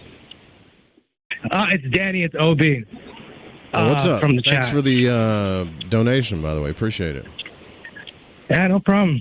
Apparently, I'm the first one. What's wrong with people? They should be donating. What's going on? Nah, well, I mean, donations have been very, very slim. Let's just put it that way. But I consider that to be, I don't know. I've always just thought it was the economy. Yeah, yeah, I think so. Hey, Mary, how you doing? I've been wanting to do a call with you for a very long time, but I just haven't gone around to the... Because now that he started with the YouTube, I was like, I don't really have fringe radio, so I was like, okay, I got to check this out. Thank you. I like the YouTube venue for Lighting the Void. I love it. I mean, I've got a lot of people hitting me up going, oh, my God, YouTube is so easy for me to get you and Joe. And I'm like, yeah, yeah. So tell me either your month and day of birth or your question so I can give you your message. Okay, so I'm Sun Pisces, but I am like those types that have the rising Libra. Yes. Like I have 5 planets, or 4 planets in the 4th house. So I think it's Saturn, Uranus, Neptune. I think there's something else. Oh yeah, and then my North Node as well. So I'm just all over. I got a lot of 4th houses, so I've been really feeling it. That 4th house is soul mission, service to others, learning how to allow yourself to be given to, yourself to receive, because all that 4th house stuff is I'm here to give, I'm here to learn, I'm here to understand, and I want to lean into the magical and the kindness and the creativity. So 4th house is I get it. It's a much bigger picture than just all these daily stressors or these challenges or these things that try to leash me and hook into me. And so that 4th house is old soul. And the older that you get biologically, the more of the good karma. It's not that you can't have good karma now. Of course you can. It's all about how we evolve intuitively and allow the soul more majesty. But I feel that crossroads point is going to be around 32 to 35 years old. I feel like there's going to be that's the crescendo. I'm 33 now. Yeah. Okay. Pretty rough childhood, coming all the way to late 20s, and then I was like, oh, I'm starting to get it now. So, yeah. Oh, how nice for you to say that so the audience can hear that. So I got a couple of cards that fell out. These are symbolic, either archetypes or artistic images. And first you got what I would almost call an oriental type of bell. So not like a bell like in, the Hunchback of Notre Dame or anything, or a church bell. This is more like a Japanese or a Chinese bell, like going into a pagoda. or a Buddhist temple type of a thing. It's leaning more Oriental, so it might be Buddhism, it might be reflection, meditation, vows of silence, or connecting with the inner realm. I did Vipassana like a long time, like probably 5 years ago. It kind of like it jump started my spiritual path, pretty much. And it was just there was bells there, and there was a silent vow. So yes. Okay, on YouTube, you can bring the best of that and amplify it back. If you go onto YouTube and you type in the Great Bell Chant, and it comes from the great. It's either the Great Tibetan Bell Chant or the Great Bell Chant. I'm telling you, when you play that, it's like it just immediately all your chakras tingle. The Great Bell Chant. Yeah, I'll send it to Joe in Messenger, and maybe he can put it in chat or put it in the comments in YouTube, but it's the Great Bell Chant. It would heal all of us. It's wonderful because sound therapy is incredible. It's incredible, especially when you're in the season of Cancer. But the bell in this oracle deck means an announcement, news, an announcement, words of power coming towards you. And the next symbol that you got, they fell out together, like sometimes two tarot cards will fly out, is a cushion, and it's got an ornate pin on it, like a straight pin, but it's got like a jeweled top of it. And the card itself says pin, P-I-N, but what's so funny is we have things called pin numbers now with our credit cards and our debit cards. And it says there that there's a new job, a new career, so you may need a pin number or a security code or something in this announcement of how you're going to be leveled up in a host of ways that, first of all, enhance you psychologically and spiritually, like you're not your childhood. You are now walking forward with your current 2024 self-personality, ego, and also your inner child, feeling so safe and so serene, invited along by you. So the rough childhood is now locked away, and I'm telling you, please call Joe back by next month if you guys get time, or send Joe comments or myself at my email off my website to be able to tell me what you felt. If you go to sleep with that, the Great Bell Chant, it's amazing where you travel in your dreams. Amazing. It's funny. I'm actually like a throat singer, so when you're talking, I throat sing. I do chanting as well. So I've been putting it to the side. Like I've only been using it for like my small little prayers, but nothing like I haven't put it like in the work. Like I used to go for like hours, and maybe I need to spend a little bit of time just chanting. And I'm gonna try the Great Bell Chant as well. Like I'm gonna sing along with it. Absolutely. I think I'm very. Two things. If you don't want to do next month, eh? Yeah. I think the next show we're doing is August 5th. Or give us an update. Email us. Get a hold of us and let us know, because there's another one that from the other side of the world, the Great Bell Chant, and then there's another one that's called Holy Harmony by Jonathan Goldman, and they do chanting, Holy Harmony, and they do chanting, and again, it recalibrates all of your main energy centers of your body. And I go to sleep with them because it's just like, oh, good, I'm tired, I want to go to sleep. And I put that on my phone and I set it up for both of them to play, and it's like amazing. It's such a deep, resonant acceleration. It really is. It really will grant you soul epiphanies. It really will. It's an immediate awakening, especially if people haven't done it before, or like you, it's like, oh, I chant, I affirm. So do I. I mean, that was a part of my Native American training and my Buddhist training. So I'm telling you, and prayer. When you say the 91st Psalm, even if I whisper it, I say it out loud. So my conscious and my subconscious mind are involved in what my words are declaring to be truth. Yeah, call us back. Okay. I will, definitely. So it's the Great Bell Chant and the Holy, can you just repeat those again? Holy Harmony. Just one more time. Holy, two words. Holy Harmony by Jonathan Goldman. Okay, thank you so much. This means a lot, so much. Bless you. I honestly, I just want to just say now, like I've been feeling this, like already it was like, I felt like this is much more like confirmation. Like a lot of these things are already happening, but I'm getting I'm getting a little excited by what's coming up next for me. It's like, I can feel it like actually coming in. So this is probably like really good for me. Thank you so much. Thank you. The electricity is real. Yep. Yes. Take care. Thank you, Mary. Bye. Thank you. What a nice call.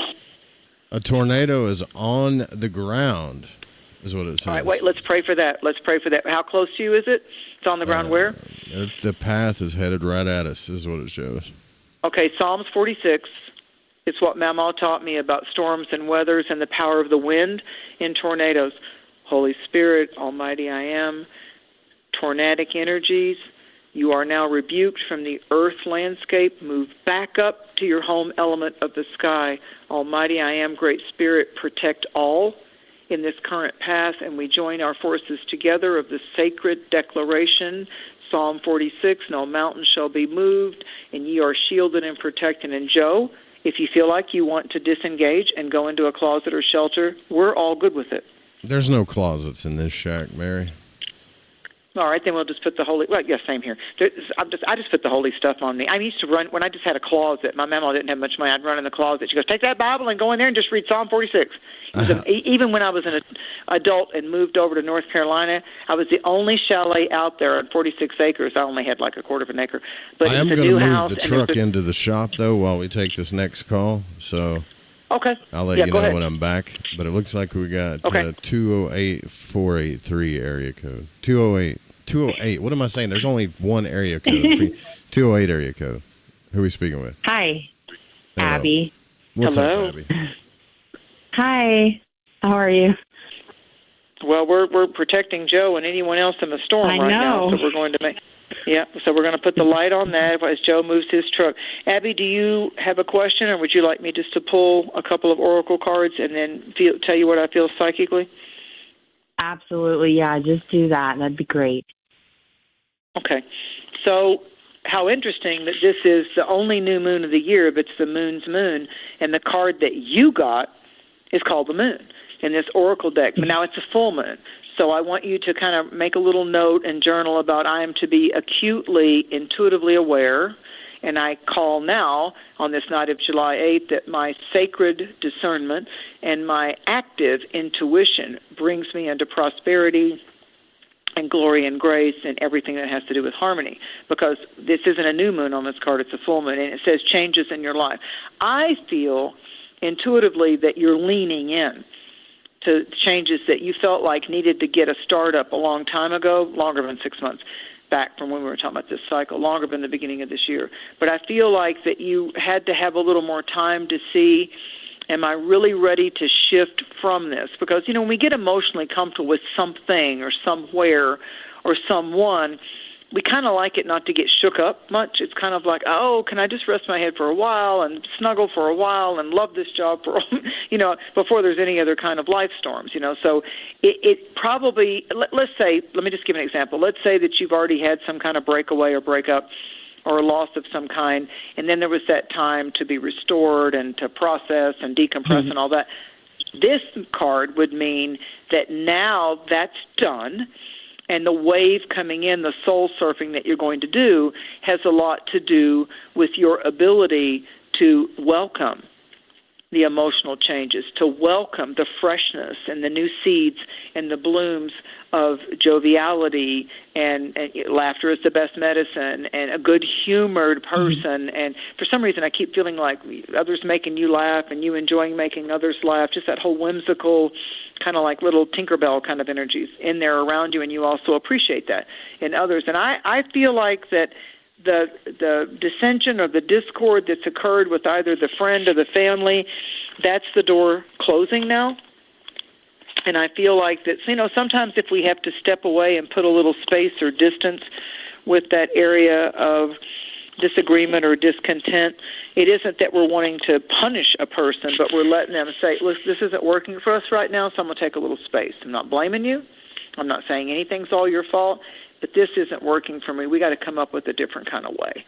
So let's just, agree to disagree, back up, pump the brakes, and let's just take some space and see what goes on. I mean, even I would always advise couples unless it was something drastic or violent, I would often advise couples, even at my Florida office, I would say, why don't you just take a little separation of a weekend or maybe a week and don't call each other or text each other. Just take a space and say, I'm not breaking up with you. It's not all over, but I want us to have a week or a weekend apart to where we can really right now feel what it feels like for me not to be there or you not to be there. So it's got to be long enough, even if it's a day, if that works for you in a partnership, but it's got to be long enough to where, oh, wow, I'm usually talking to them or texting them a whole bunch or emailing or whatever you're doing.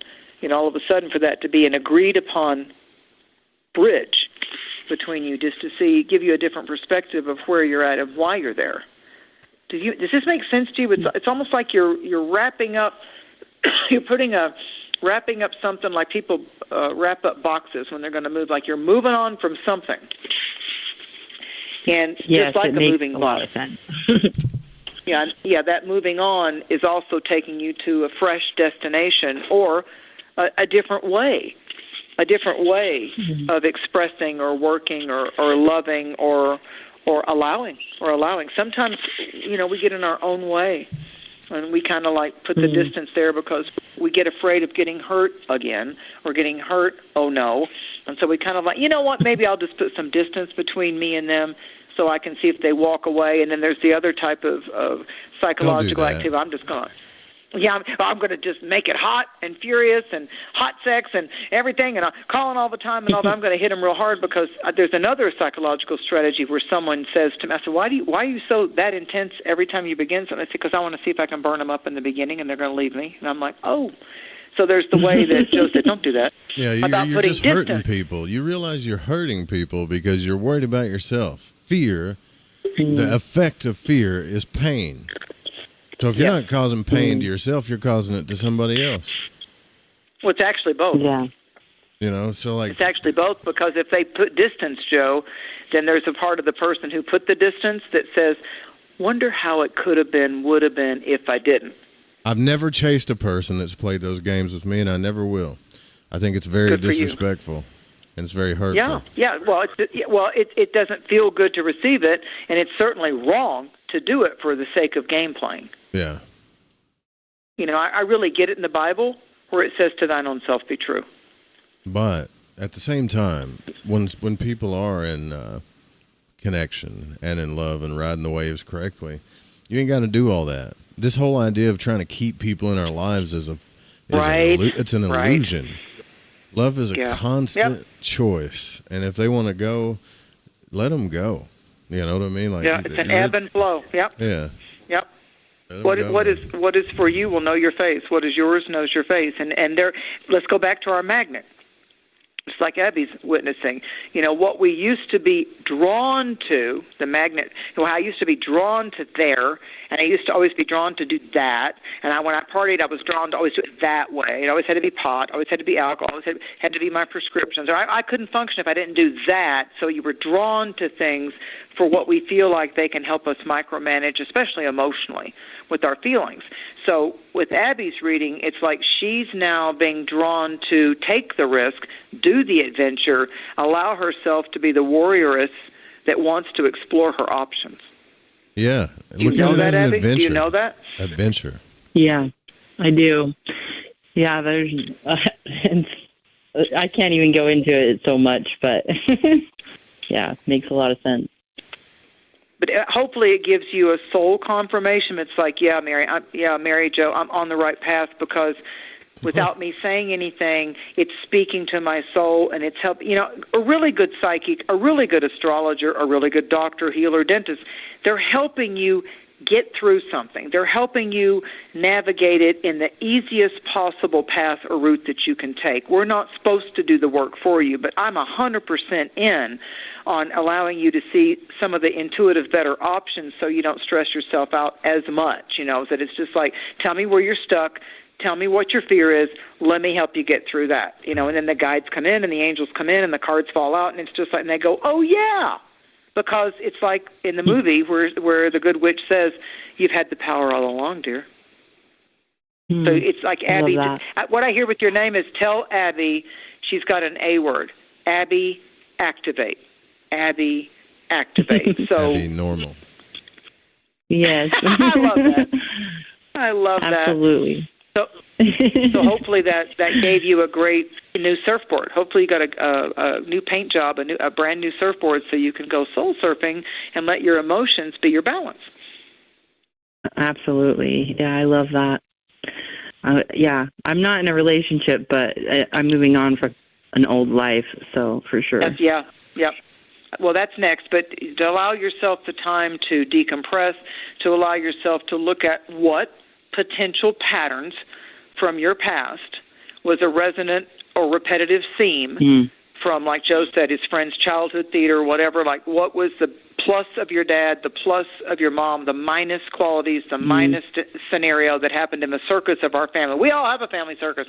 So what patterns showed up with some of those past relationships, and allow that in your prayer and allow that in your meditations and your WISH, your wish crafting, your intentional affirmation as a magnet, as one with God, as one with the all that is, that you're breaking up with all those patterns of the subconscious or your past. That's not you anymore. You're right here, right now in 2024, and you're declaring and you're telling yourself, and I will receive complete liberation from toxicity, and I accept the responsibility of cleansing my toxicity as well. That's the formula. Beautiful. Yeah. Love that. Call us back. Good. Thank you so much. Thank you, honey. You know I will. Thank you so much. All right. And thank you for the 100%. I caught it. I caught it. All right. Bye. Did you get your truck in, Joe? Did you get your truck in? The truck's in the shop. Good. Truck is in the shop. The Thank chickens God. are hiding. The cat's like, ah! The animals, may there be protection. And again, you don't even have to have it memorized. Just invoke Psalm 91 and Psalm 46 because they are recipes of words that are amazing, supernatural, divine protections. It's like Mama called Psalm 46 the umbrella that protects you from all storms, especially weather-wise. So yeah, I don't veer from that. I've known that since I was 9 years old. And by the way, I've activated it many times in my life. It's in a tornado in Florida, a waterspout that became a tornado, did Psalm 46. It was heading right toward me. It went boom, and it went to the left. Was out alone in the mountains in North Carolina when one came roaring up the valley. And I was, oh gosh, and I went in the closet and I took the Bible and I said, I hear that. I heard what they say, like the train. I heard it. My brother, who was further in town, called me and said, oh my God, my whole metal carport just lifted up. I think a tornado hit. And so it was verified the next day that it had hit over in the area of North Carolina that was like 10 miles from me, scooped up, came up over the house and went up on the field and went over where my brother was, which was in town, actually in the town, and lifted up his whole carport and hit a restaurant and did some damage. But the umbrella, the almighty I am umbrella, Psalm 46, protected me, and I am forever I've been through grateful. enough of them. You'll know when a tornado's on me when I go under this desk. Yeah, I know now. Because it'll start hailing and it'll sound crazy. Yep. You know? Yeah, there was hail in both ends. Yeah, there was hail, and there was also like green lightning. Yeah. When I saw green lightning, that was like the indication of the ones in Florida. It's weird. And then all the air just sucks out. It just sucks away. It's like, oh, what? There's no air. And it's like that's when you know whether it's going to hit or not. Barefoot Hippie says, if you love someone, set them free. And if they come back, check them for STDs. Yeah. That's why I don't let them come back, because I'm not taking the risk. Right? Right. It's like, That's you know, all that, they just needed some independence, right? Well, when they come back, you just say, look, I need you to fill out a form for me. Let's go to the health department. Remember the 90s? All my clients in the 90s, when they were divorced or they broke up and they were dating, they both had to agree before they would have sex, they were going to the health department and getting an all clear for STDs or HIV. Yeah, that was like a big thing in the 90s in Florida. No, you have to have a clear blood test. We'll make love after that. And it actually became like this real sensual or deal breaker. You know, like they couldn't hide it. Yeah, it should be. I don't have a problem with that. Absolutely, yeah. The medical reports don't lie, you know. The devil's a liar. Oh, yeah, you get that blood test. You make sure. You go get that blood test. Yeah, you get that blood test and go, look, this is the most sexy, seductive thing I can show you that's going on with me. How about that? Yeah. All clear. Right. Looks like we got a 330 area code. You're on the air. Who are we speaking with? Hi, this is Brandy. Hi, Brandy. Blessings, Brandy. How are you guys Blessings doing? upon you. Right We're in a highly electric time. Yeah. Joe's being protected from the storms in Arkansas, and blessings to all the people. Do you have a question, Brandy, or would you like me to just tell you what I get? Just tell me what you get. Thank you. I love that. Thank you for the faith.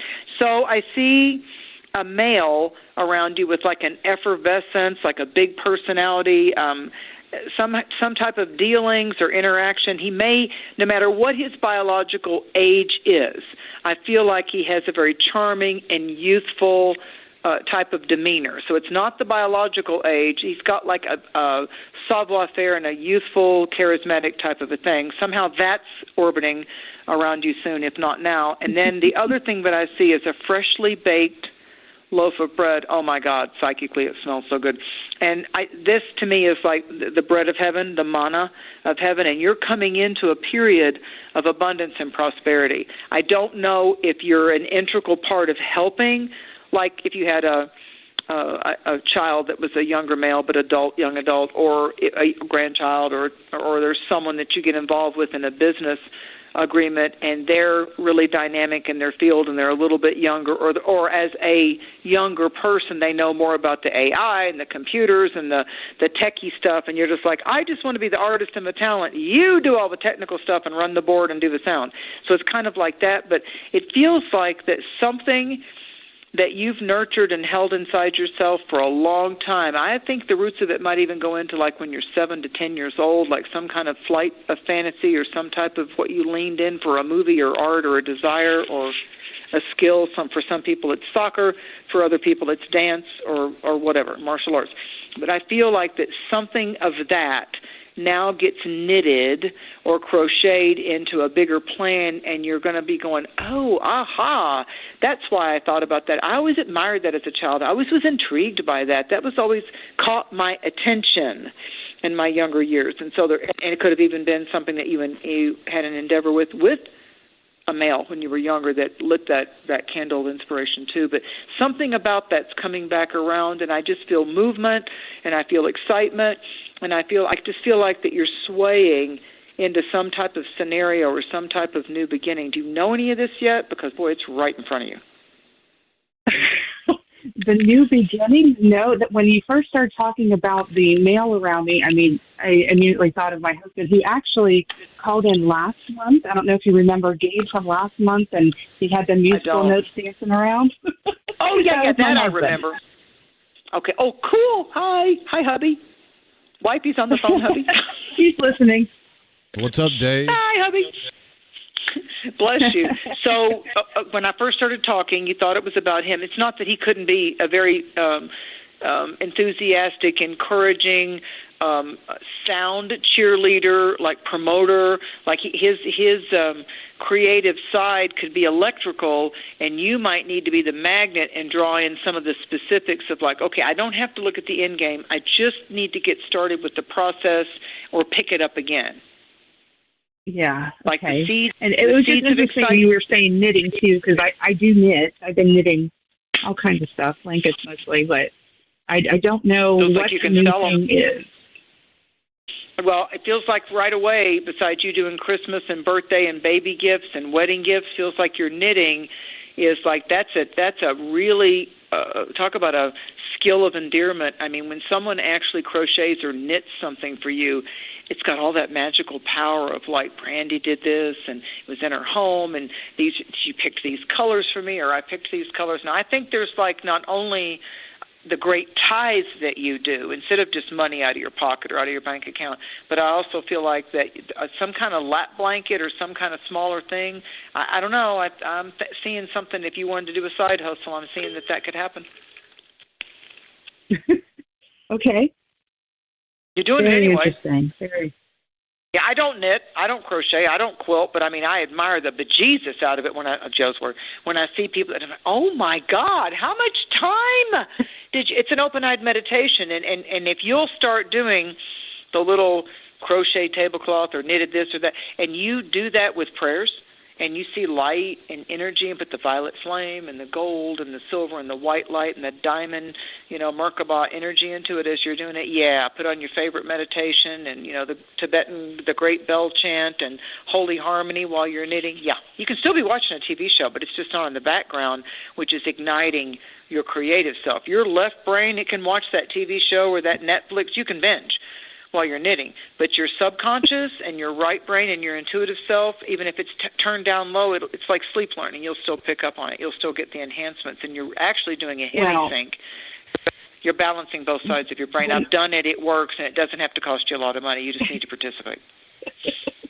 Whenever the baby naps, that's what I do. I turn on Netflix, and I sit up here and I knit, and I kind of go into it's relaxing to me. It's sort of meditative to me. So, yeah, knitting? That's interesting. It is overnight meditation. It is. So do it. Do more of that. Yeah. What are you making, socks? Oh, listen, Joe has a question. That? What are you making? You making socks? You making baby sweaters? What are you making?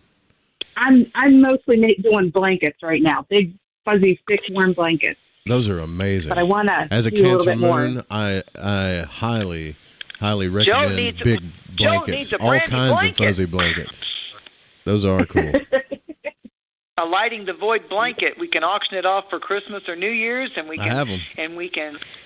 Yeah, we can. A blanket. Oh yeah, I've had relatives that did it, but it's not my skill set. And I'm telling you, it's powerful spiritually and magically. It's got that heart magic into it, and the third eye's involved. I mean, I tell you, if somebody ever quilts or crochets or knits you a special little lap blanket or whatever, like Joe said, a baby blanket. There's a lady I know. She's some lady out west, and she buys her knitted socks all the time. All the time. It's funny that Joe said socks, and that's all she buys. Fuzzy She doesn't do the blanket. She awesome. gets those socks. Yep.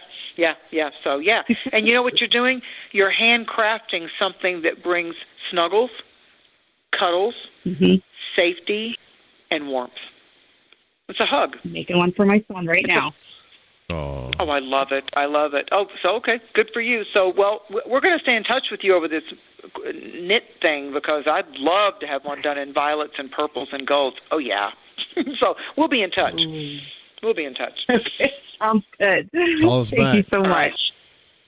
Thank you so much to you and all of you in the audience. Oh, yeah, I'm in. That's interesting to me. Yeah, we can barter that. I'm in. I love my soft. I have a Cancer rising. I love my softy clothes and blankets. Oh, yeah. And I can help promote her because I feel the love, and I know what it does for people when they get it. It's amazing. thanks for your call. Y'all have a good night. All right. That's it. We're done. Wait, before we hang up, could you stick your head outside and just give us a little sky report, please, just real quick? You can't see that. It's dark.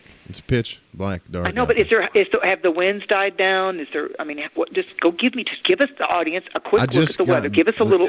I just got back from outside. All right, you just need a boat if you're going to go outside. That's it. Oh, that's it's okay. Raining. Well, I can tell you, these Appalachian Mountains right now, we need some rain. So, Arkansas, you can send some rain here to the Smoky Mountains, and so you don't have to give it all to Arkansas. Please, I rebuke any flooding or any negativity of these weather patterns. Give the mountains a kiss. Give the crystals a washing. We accept the cleansing, and we rebuke anything that's tragic or terrifying. Amen. Aho. Joe, thank you. I will talk to you all on August the 5th. Love you all. Send us your support at the Fringe FM. Get a reading from Mary Dusina. It's all good. Yeah. It's all love. Take care of your heart. Take care of each other. We love you. Night, night. Sweet dreams. As a matter of fact, here's a good one for you to go out on. Oh, love it.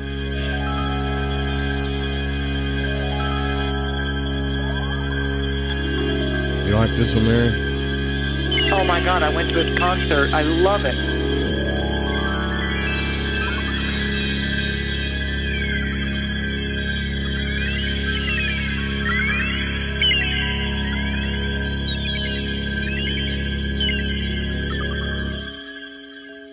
Just close my eyes again. Climbed aboard the Dreamweaver train. Drive to take away